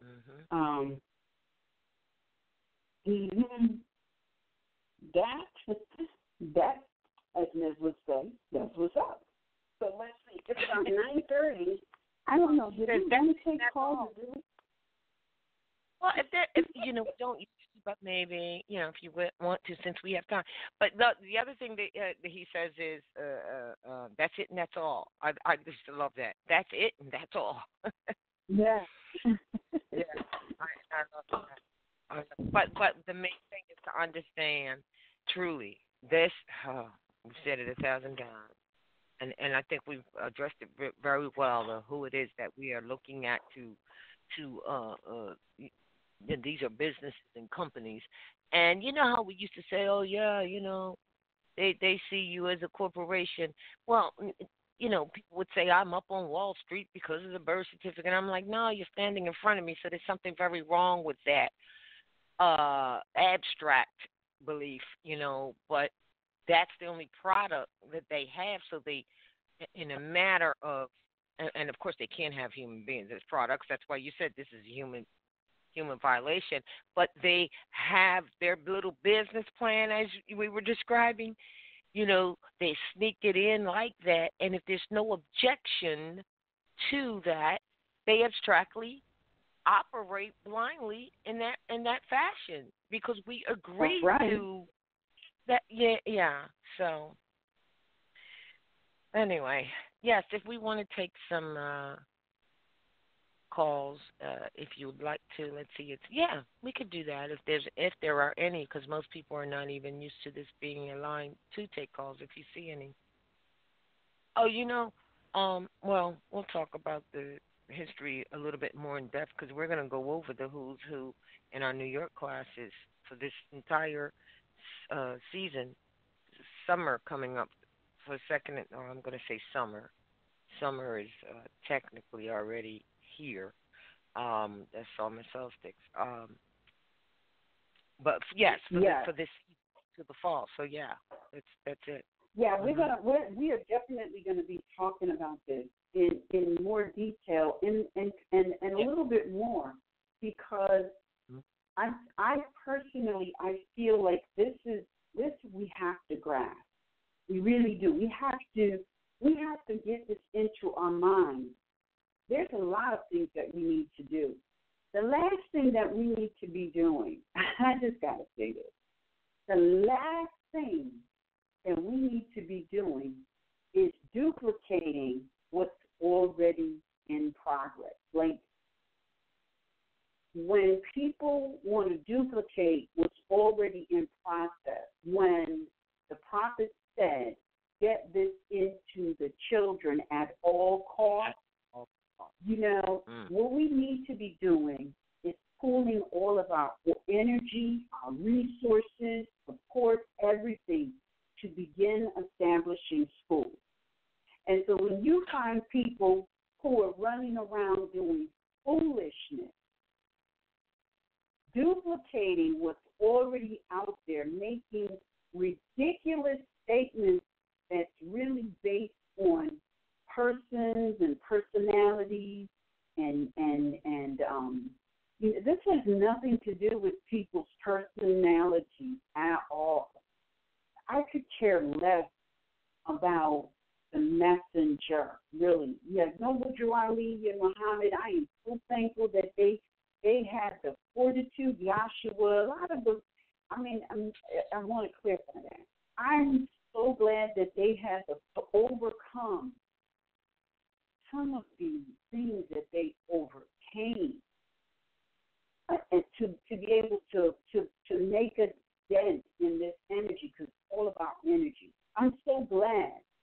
But what is the priority here is that they brought the message. The message is what is important. The message is what is imperative. So I am thankful to all prophets who brought this. And when you look at like the life of Muhammad, that wasn't about the personality.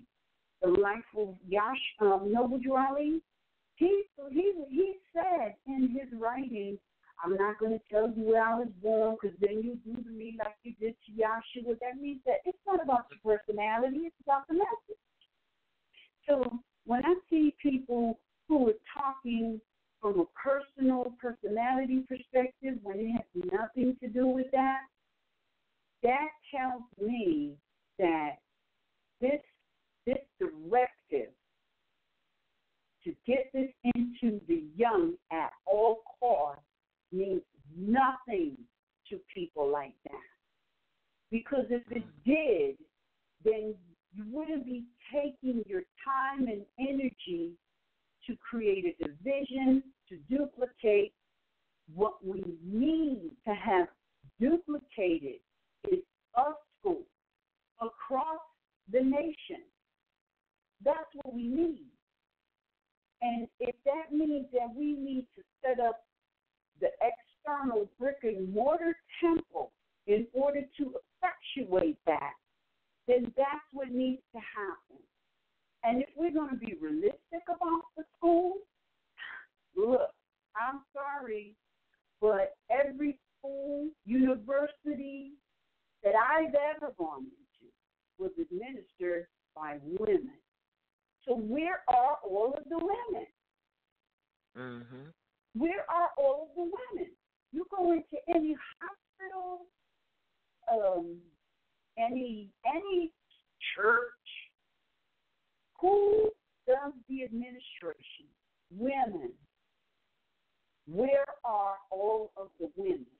Why aren't the women involved in this uplifting of fallen humanity under the banner of the Moorish nation? Why? Could it be that we have too many ego, greedy, driven sons that have taken up a position driving the sisters away? Mm-hmm. Come on now. We have to look at these things realistically. We have to ask questions. Nobody has been there for over 100 years. Over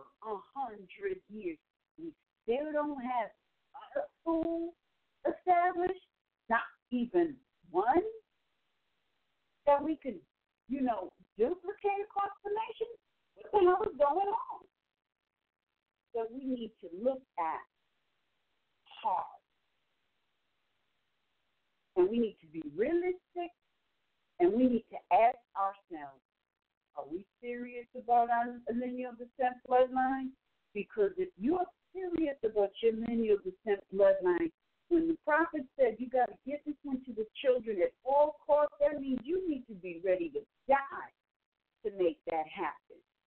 You need to be ready to give your blood, your sweat, your soul, everything to make that happen.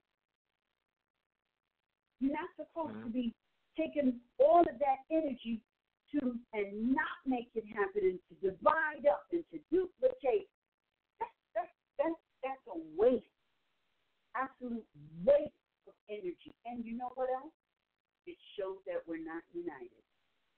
The world sees 50,000 different proclamations, 50,000 Moorish nationality cards. You know what it says? We are divided as ever. A nation can't come together if they consistently demonstrate division. That means that people is running on ego and greed, because the directive is to get this into the young at all costs. All costs.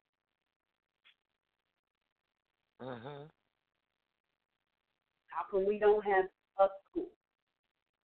Children, Moorish children, supposed to know this thing that's going on today. Supposed to know what is this? Oh, congrats! You should have no problem doing that. Employees of municipal and state and federal. Hey, congratulations on your independence. It's not a bad thing. Those people came over here. Right. It was worked to death to create these companies. They died for it. They killed for it. Sometimes some of them killed their own family members to establish it, maintain it, keep it going until today. That's their business. They can run it any way they want to. But what they can't do is enslave people who ain't got jack to do with it. But hey, congratulations on your independence. Now that you know better, you need to do better. And don't tell me about, we brought them into government, taught them how to run government. Did we teach them this stuff? Because if we taught them this mess, we need to be shot. Why are we mad at them when we taught them how to feed off of people? Did we think that they wasn't going to turn around and feed off of us? Hell, we didn't. Why would it they?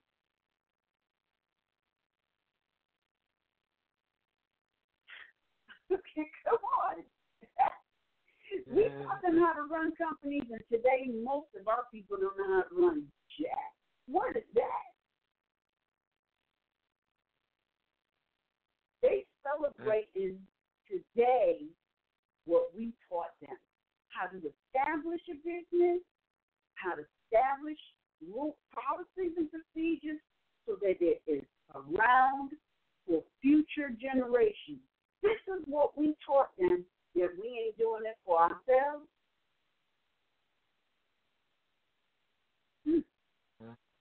And then we want to get those foreign colonizers. Hell. So, what that foreign colonizers? So what? If you go back into the chronology of time, you will find that different people have always come to the heartland. This is the heartland. This is the heart. So what?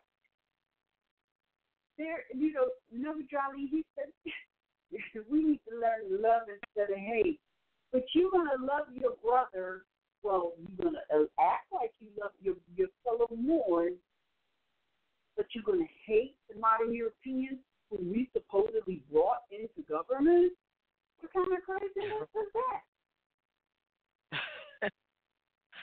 Right.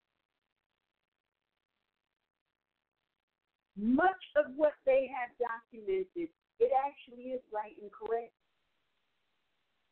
It's their contractors who are operating outside their policies and procedures. But even that is not their fault.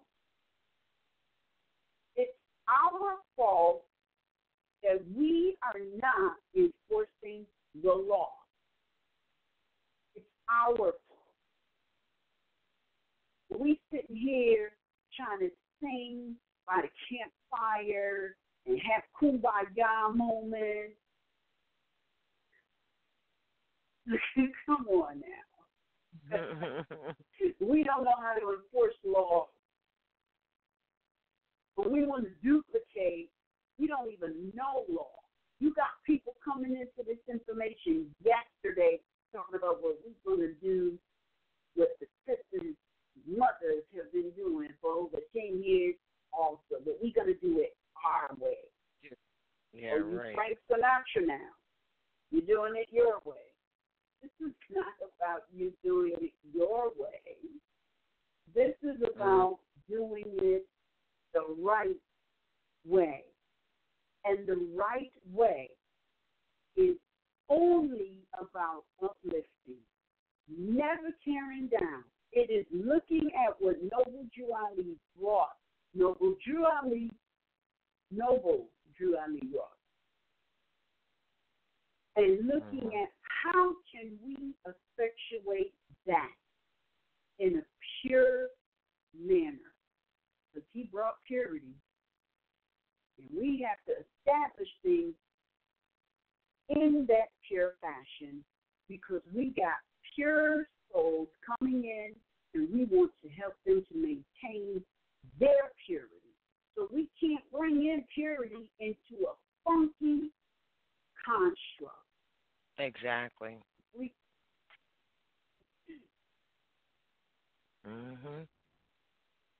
So this, what we are looking at today, it should be a wake-up call. But hey, man's business is supposed to be about reflection.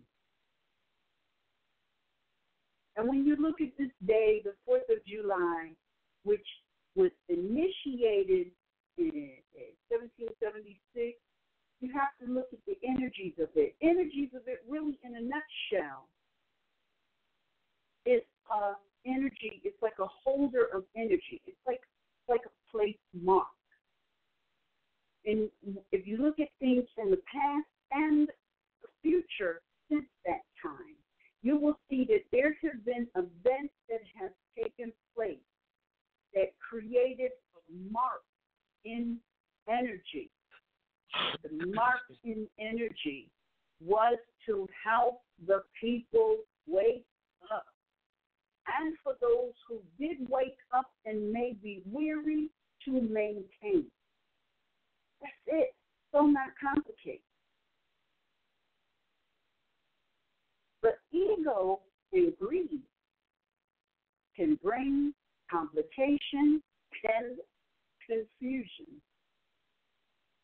Because really, when you look at I'll tell you back in 2008 when I got my hands on every bit of Noble Drew Ali's writing, I didn't understand what the confusion was. And you know what? I still don't understand what the confusion it was or what the confusion is, but I can identify it as ego and greed. And you know what? When you can see that this amazing information that Noble Drew Ali brought has been slowed down almost to a standstill because of the ego and greed of individuals,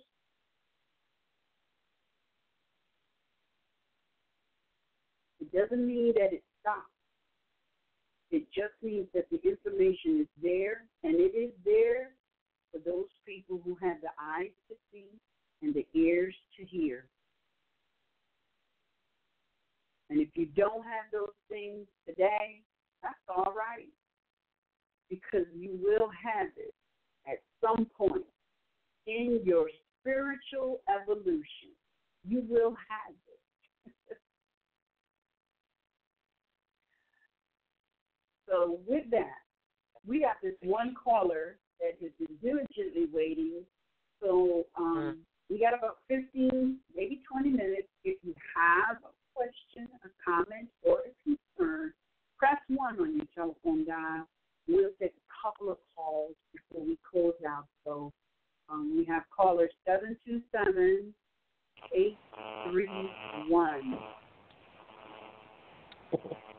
Islam. Islam, greetings, sisters. Can you hear me? Yeah. Yeah, you covered a lot.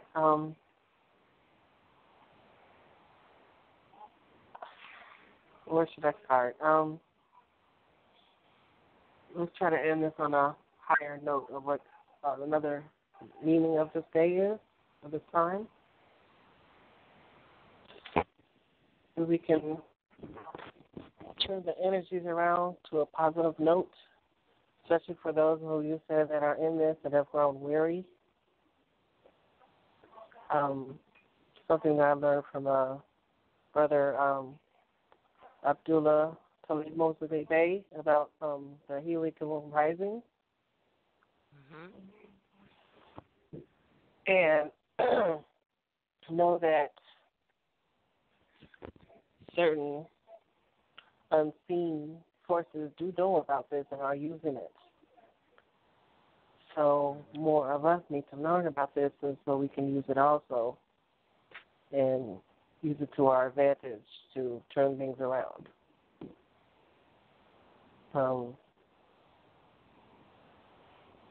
Just so we can, like, just turn the energy around of the frustration,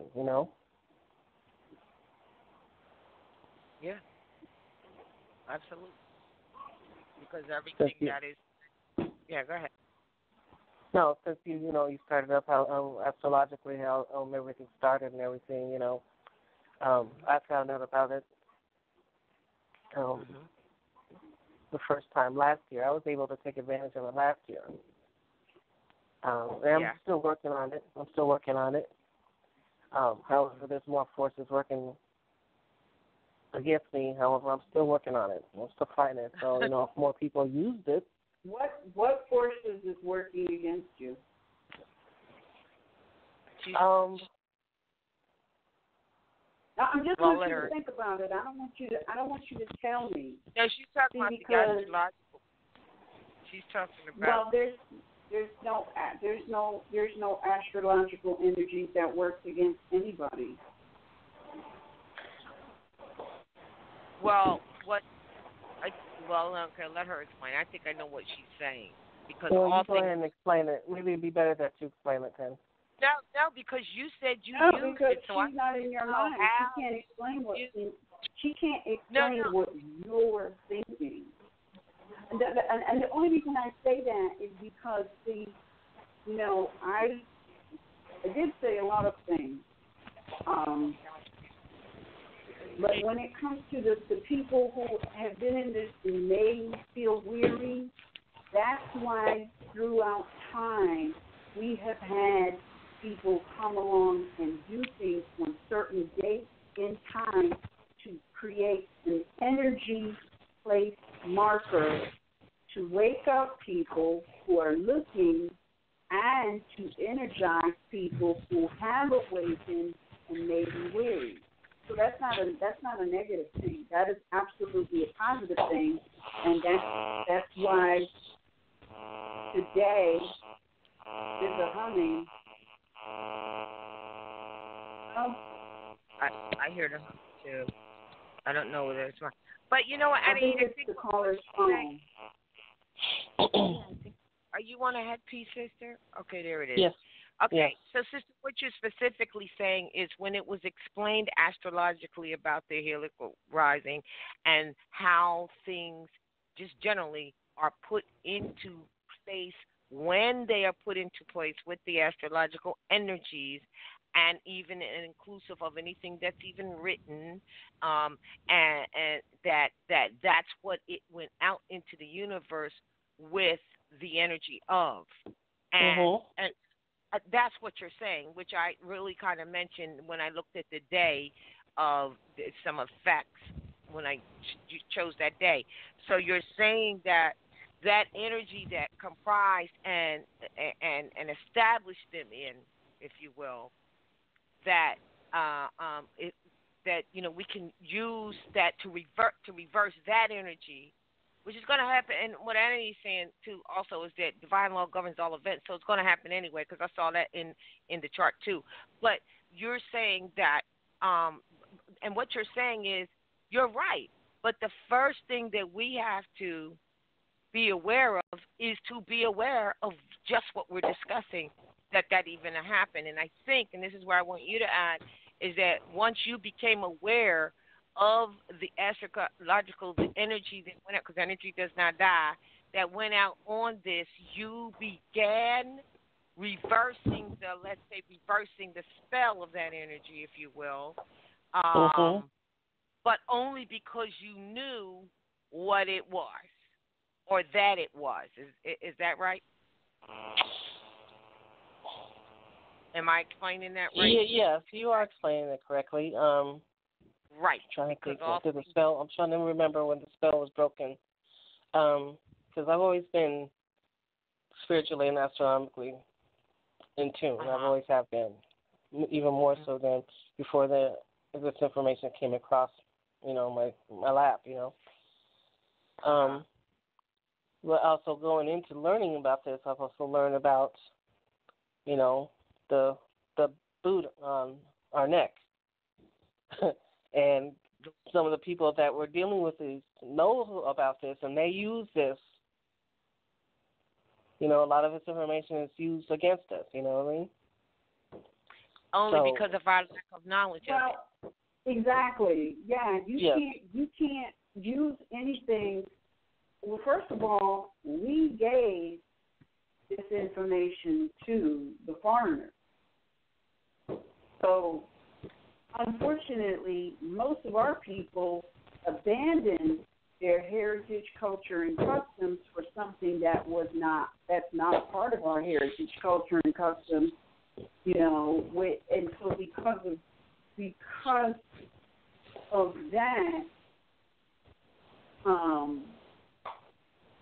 that, most people, when you tell them about astrology or the energies or cosmology, they say, "Oh, that's devil worship." Well, the reason they've been mentally conditioned to believe that that's devil worship is because it's a science that has nothing to do with the controlled religion, and it will, in fact, free you. So, of course, they're going to tell you, "Oh, don't get interested in that, because then we won't have any more control over you." Let me just explain something here. That may be the case. However, these people are spiritually in control, out of control, and of control of somebody else. And that somebody else is aware of these energies and use that energy for their intention. Yes. Through those that will say that there's a devil worship against people like me, brothers and sisters pulling you back into slavery. Remember, we're dealing with two layers, more than one layer here. Believe me, I'm surrounded by it, so I see it every day. Feeling it now. But see, you're seeing it. They have, there's this saying, "He who fears the snake sees the snake." And in conjunction with chapter 1 of the Circle 7 Quran, Holy Quran, man is mind. Everything that we are experiencing is, in fact, a manifestation of the mind. So, that's the point. And that's a very bitter pill to swallow, because what it's saying is you are responsible 100% for the manifestation of your world. Everything that you are experiencing right now, you created science. That's not any personal feeling. That's but science. that's not Let me say. I need to explain something to you, though, because I'm very aware of the mind is all the universe is mental. I'm aware of this. I am very aware of this. Okay, so when you say that there's people who are attacking you, could that be because that is what you're manifesting? No, that's her whole point. No, that's the whole point. You're missing her whole point based on the what she learned with the astrological when they were formed. That's her whole point that she's trying to. When who was formed? The United States of America. When I did the chart, she's talking the astrological. So let her finish what she's saying. That's their energy. Okay, but the United States. No, because I understand the argument. I have this argument all the time. It's a fiction. With myself, my brother, with other people. Not even real. No, that's not the point. All right. No. That's not my point. I know what I'm seeing, and I know what I'm dealing with. I know what you're saying. You're absolutely tying it to the astrological energies that are always used whenever we do anything or whenever anything is marked that happens astrologically. Those energies, just like all the other energies throughout the year, like your solstices and your equinoxes and stuff. When you're dealing with people that aren't aware that they're being used for the poor intentions of those that are using them towards people like us that are aware. That's real. That's not my mind. I see this happen all the time. I mean, it blows my mind. It's happening. So maybe some of this more spiritual aspect of things, actually that's a big thing that's being missing in all this matter, because I'm dealing with a lot of ego too, because I'm a target because of the fact I've dealt with, I trusted somebody in this matter that just let me at a lurch here, but however, I'm back on my feet, I'm holding my square, Okay. But the spiritual aspect of this and the astrological aspect of this is being missed. And if this can turn around, I think this would also help, because of the fact those with poor intentions know about this and use it. Well, that's the key. We don't know. We don't use the astrological science. We don't understand the astrological sciences of anything that is created. It's like this. This is another simplified way. The moon in which you were conceived in is the moon in which you're going to be born in. It's the moon in which you're going to pass form in, because nothing falls too far from its source. And with that being said, the usage and the using of the astrological energies that formed, in other words, it doesn't matter. It's just like the Declaration of I'm sorry, I did the Declaration of Independence. I didn't mean the USA. I meant the Declaration of Independence and the energy in which and the energy in which they were acknowledged, let's say, or that out there. There was a certain energy that went with that was planned and designed to be. But the point that he's making and I'm making and you're making is that yes, once we know about these things, we can then reverse the quote-unquote spell of it. Not that we have to be ritualistic in that fact, because divine law does. We have to understand that divine law does govern all events, and even with what Sister Anna-Eda is saying, in that we create our own reality. Of course, we could create a reality that's lacking if we ourselves are lacking in knowledge of even these things. So, but I don't know.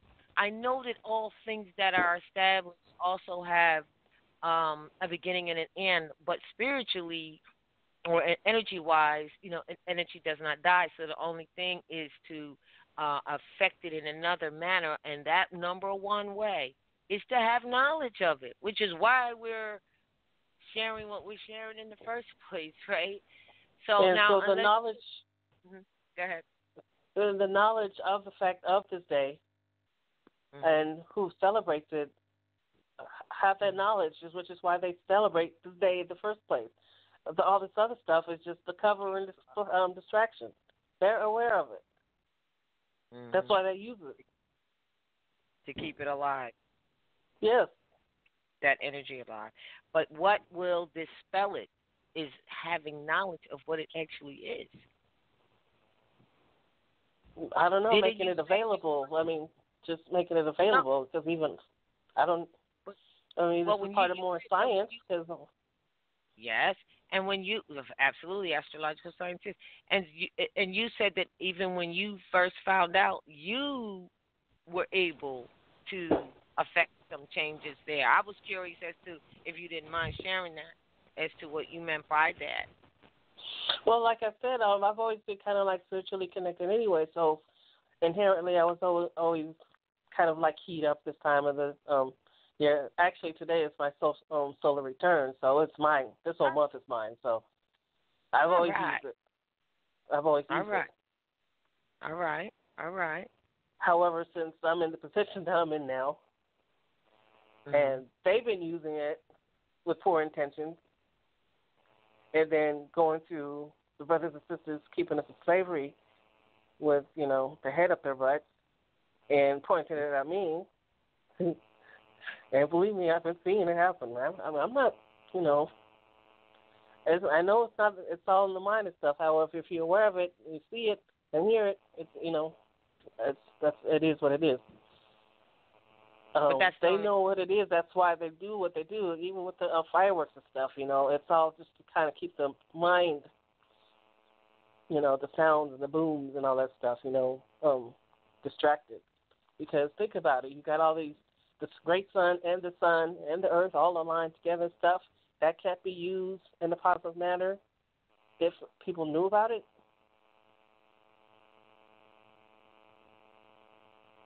What? I'm sorry, I misunderstood. What can't be used in a positive manner? I said, couldn't it be used in a positive manner if people knew about it?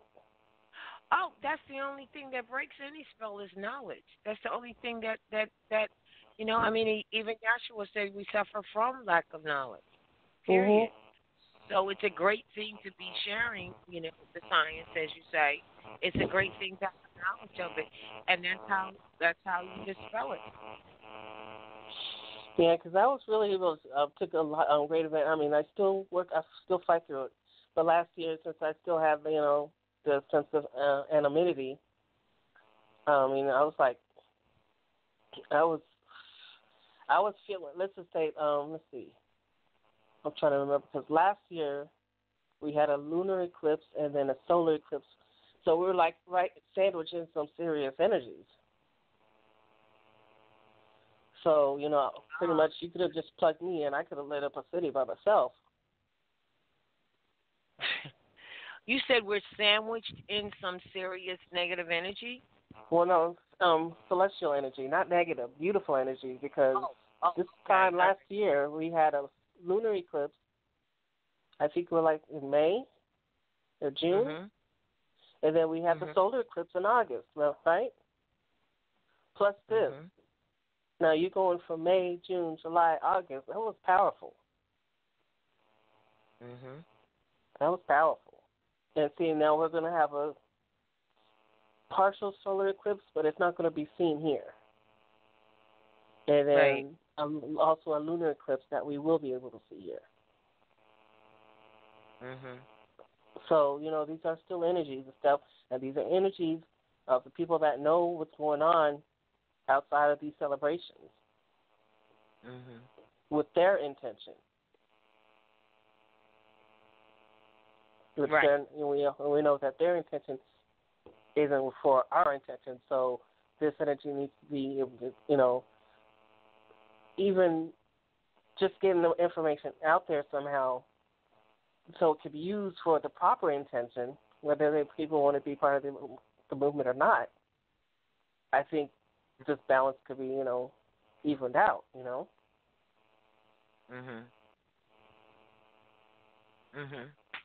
Well, it's going to have to be, but it starts, as Annie was saying, with each person.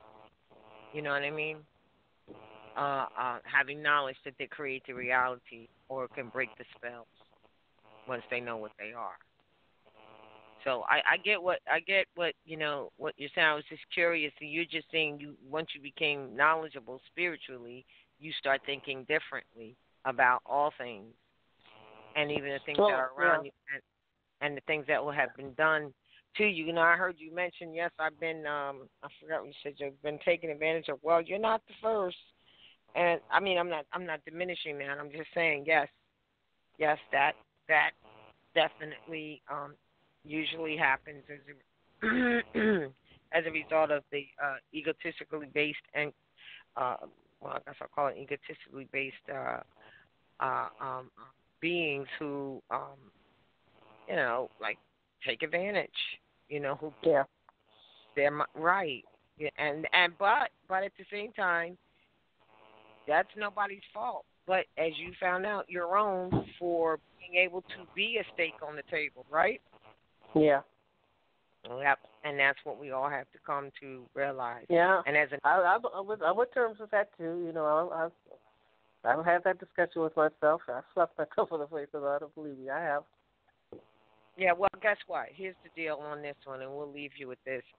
Never regret or keep beating yourself up about the decisions that you made, because at the time that you made them, they were the best decisions that you could have made at that time. And when we know better, then we do better. Do better, yes. Yes, ma'am. So with that being said, I don't know if there's anything else you wanted to add, or you wanted to add Sister Annie, or if there's another caller. I'm looking at the board.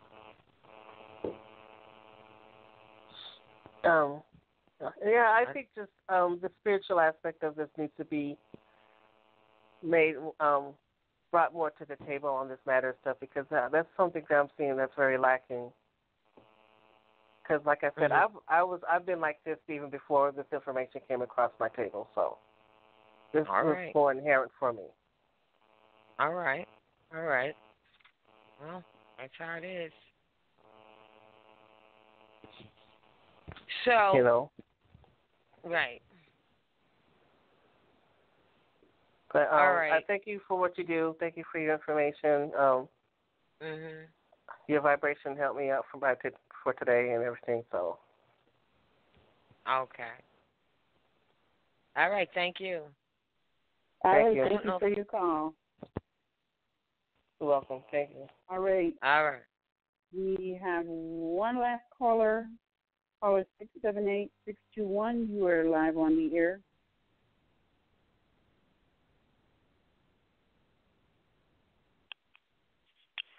Islam? Greetings. This is Queen from Georgia Territory. All right. Yes. I wanted to thank you, sisters, you know, for all the work you do. I wanted to add to that what the sister said. I feel the same way that she was saying though, and then it was like me battling with that I manifest all the things that's happening to me, and it's like wow, trying to absorb that, and feeling like a target. It's like feeling like a target ever since I started studying, going into the temple and studying with the Moors. It's like that's when all the chaos or whatever start coming forward, or being challenged or get. I mean, since I'm saying that I am, and then it's like getting kidnapped. I was also told, you know what I'm saying, you can't change your name, and it's like, and I'm looking at when I was told that while I was incarcerated, is that as you living off my virtues, and that's the first thing that came to my mind when he told me that, you can't change your name, and it's like keeping you, into this thing. It's like now, the situation I was told you, I called in last week, and I had mentioned that, I was coming from the grocery store and I was pulled over, and he had asked me, I gave him my Moorish card, and he asked me where did I have any thing in my name before, license in my name before. So it's like trying to pull me back into the matrix, okay? My husband went to settle and go, with the ticket, go discharge the ticket, and when he went, they told him a certain amount. He didn't have it at the time, so he went back. They went up on the ticket. So it's like, well, you're going to have to go to court. They're telling you got to go to court. It's 2 tickets. It's one for speeding, and it's one for expired license. Okay. when that license expired, I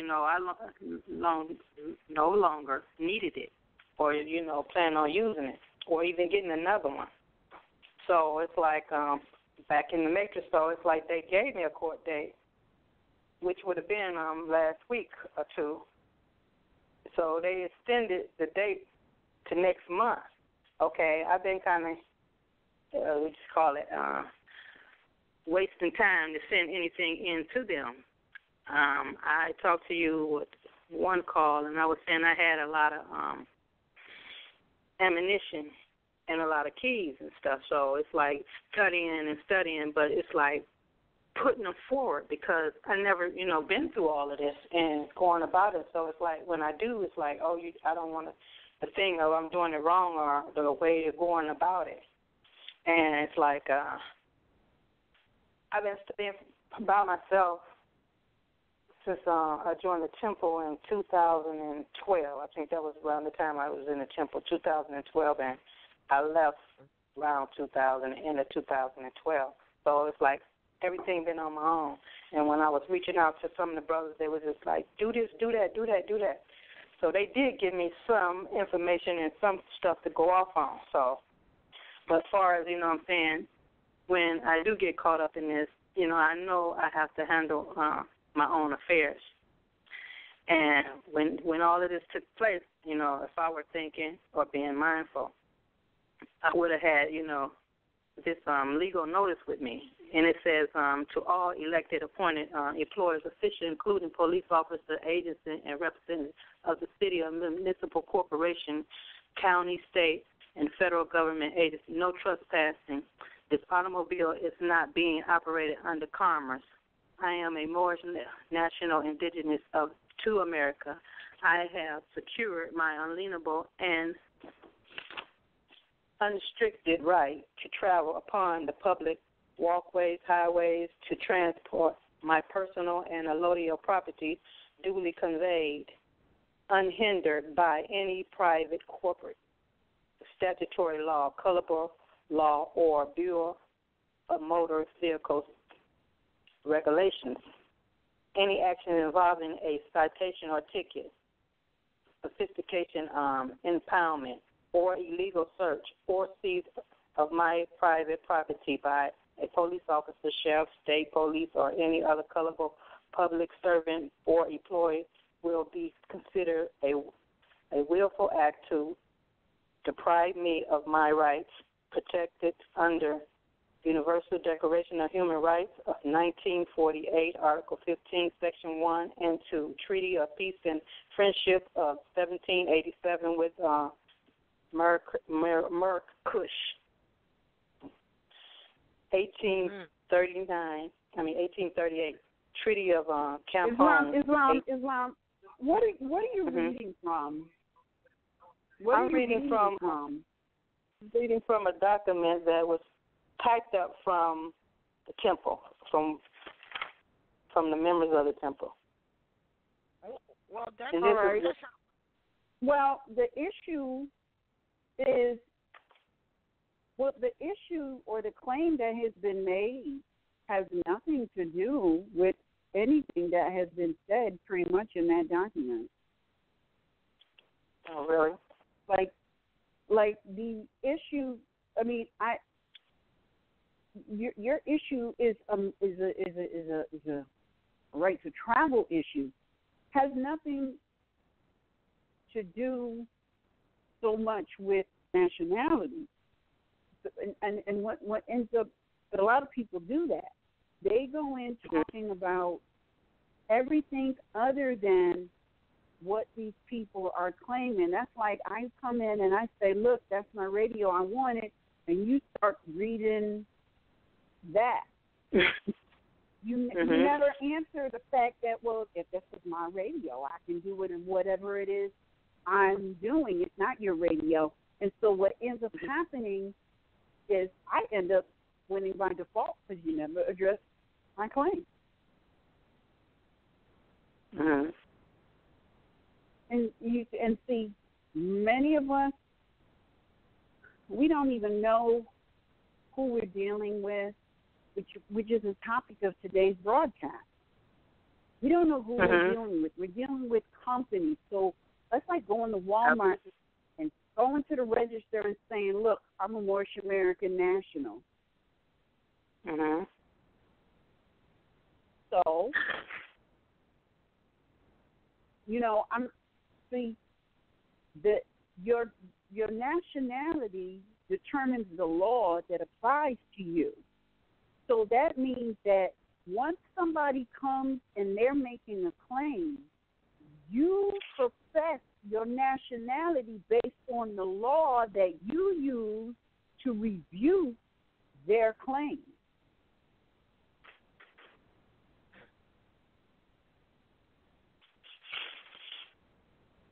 It's by demonstration. So, and I can tell you validated these people in a lot of what you read because you made it that what that document just said is these people are some lawful government. Gave them titles and ability and everything. So I'm not saying that I don't know this document. I've never seen it, so I can't really speak on it. But anybody who receives any document ought to analyze the entire document because it may not suit your purpose.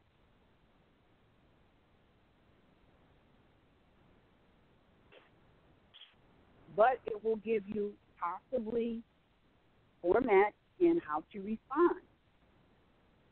Yes. So, in essence, and what you're saying is, as an example here, you got a speeding ticket or whatever it was, and reading that document, you're not answering to you. No, it's not just that you got as an example, a speeding ticket, but that Walmart gave you a speeding ticket. That's the issue. Exactly. Right. And it's like I don't have a contract with them. Okay, but that's not. They never said you. I mean, well, that could be something that you put in your writ of discovery. Right, to ask them questions. In other words, in addition to that, you can't make that. Well, see, here's the thing: you don't make that statement. You're saying, "I don't have a contract with you." That's the wrong response. As my sister Valerie says, do we have a contract? That's the correct response. Do we have a contract? If so, put it on the table. Let's examine it. But why would you have a contract to begin with? And who would the contract be with? Now, these are questions that you need to ask because, see, our people, they don't even know who's attacking them. They think it's the Fed. They think it's the state. They think it's the Pope of Rome. They think it's the Queen of Great Britain. They think it's everybody, but who has literally put hands on them. Yep.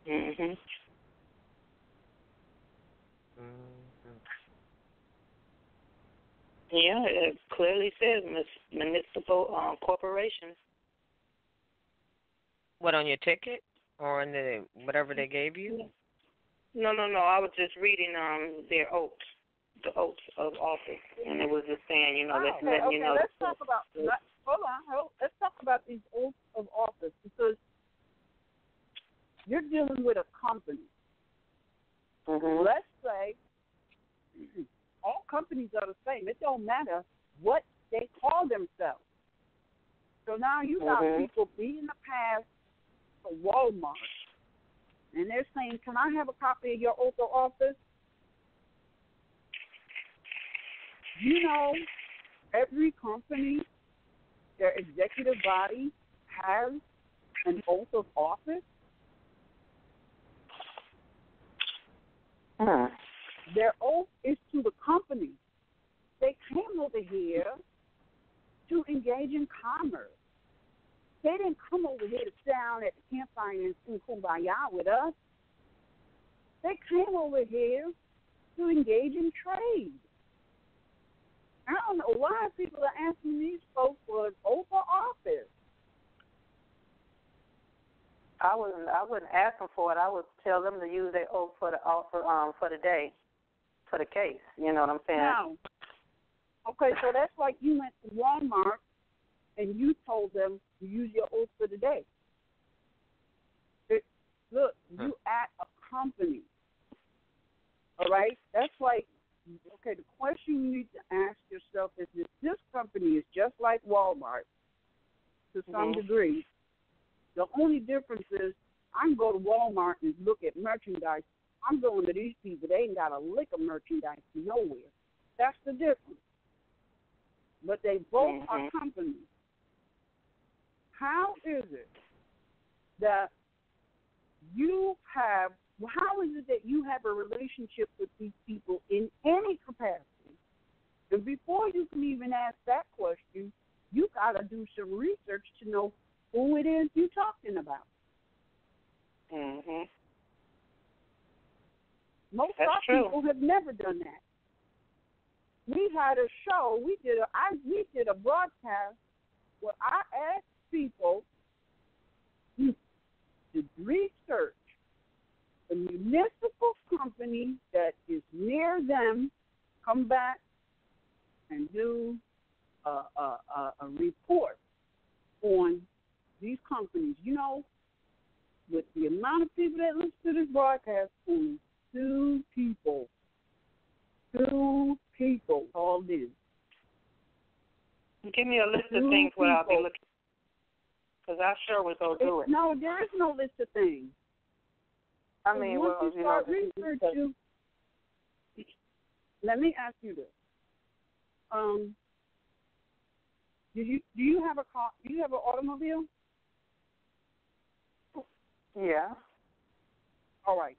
When you decided you were going to buy an automobile, did anybody have to give you a list of things to look for? No. Or did you just go and exactly? You see how we have this mental disconnect? Even if I say a computer, when you decided you wanted a computer, did anybody have to give you a list of things to look for? No.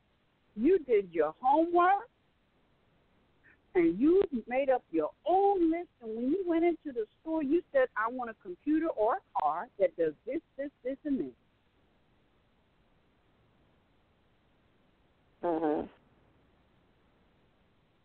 Why is it's like this? This is a mental conditioning right here. It's not different than buying a car or a computer, but as soon as we hear that it's a municipal corporation, everybody develops amnesia.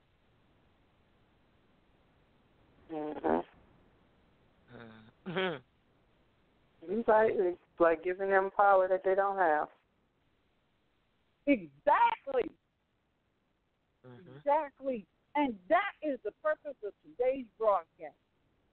Why do we continue to give these people a power that they really don't have? Noble Ali, he said, I come to free you from your mental enslavement. Right. Because I know they just come like it's you know, it's the mind, because it's like knowing from my studies that they are corporations that make up CEOs, administrators, and commissioners, and all of that, and they are municipal court, and which is a subordination. No, they're not. No, they're not. They're not a municipal court. They're not a municipal court. They're not even a court. Right, a corporation. They're a company, really. They're a company that maybe at some point they incorporated, but they were. Now, see, what you're doing is you are making an assumption for what you have to do. You need to go and research the municipal company. You need to find their charter. You need to find out when were they established. Because the day they are established is the date that you're going to look for their charter. Because in their charter, it tells you why it was established as a company. And from a company perspective, it tells you what they can do, what they intended to do. From a company perspective, that has nothing to do with the people in a non-commercial capacity. But we don't know. We don't know a lot of stuff because we don't do our own. We don't investigate. And it ain't even about we don't know how to investigate because we know how to investigate. If we know how to buy a car or a computer or a cell phone, we know how to investigate. Yeah, we just need to know what to investigate, get all, No, because when you was buying the car, the computer, and the cell phone, you knew what to investigate. If you knew, at the very least, you knew you was gonna make sure you wasn't getting ripped off. Isn't that the same thing that you're trying to ensure? Ain't nobody trying to rip you off. Everybody running around here talking about, you ain't going to play me. But we all getting played every day because we don't research, we don't investigate, we don't study, we don't know nothing. That's all we know is what somebody told us in these institutions that they told us was a school where they told us that we need to know this stuff, where they told us so that we can get a job, where they told us we can have a good life, and we ain't found a good life yet. Yep, that's true. And everybody winds up with a birth star. All of this stuff, they told us, we accepted it, we didn't ask any questions, and we damn sure enough didn't do any independent research.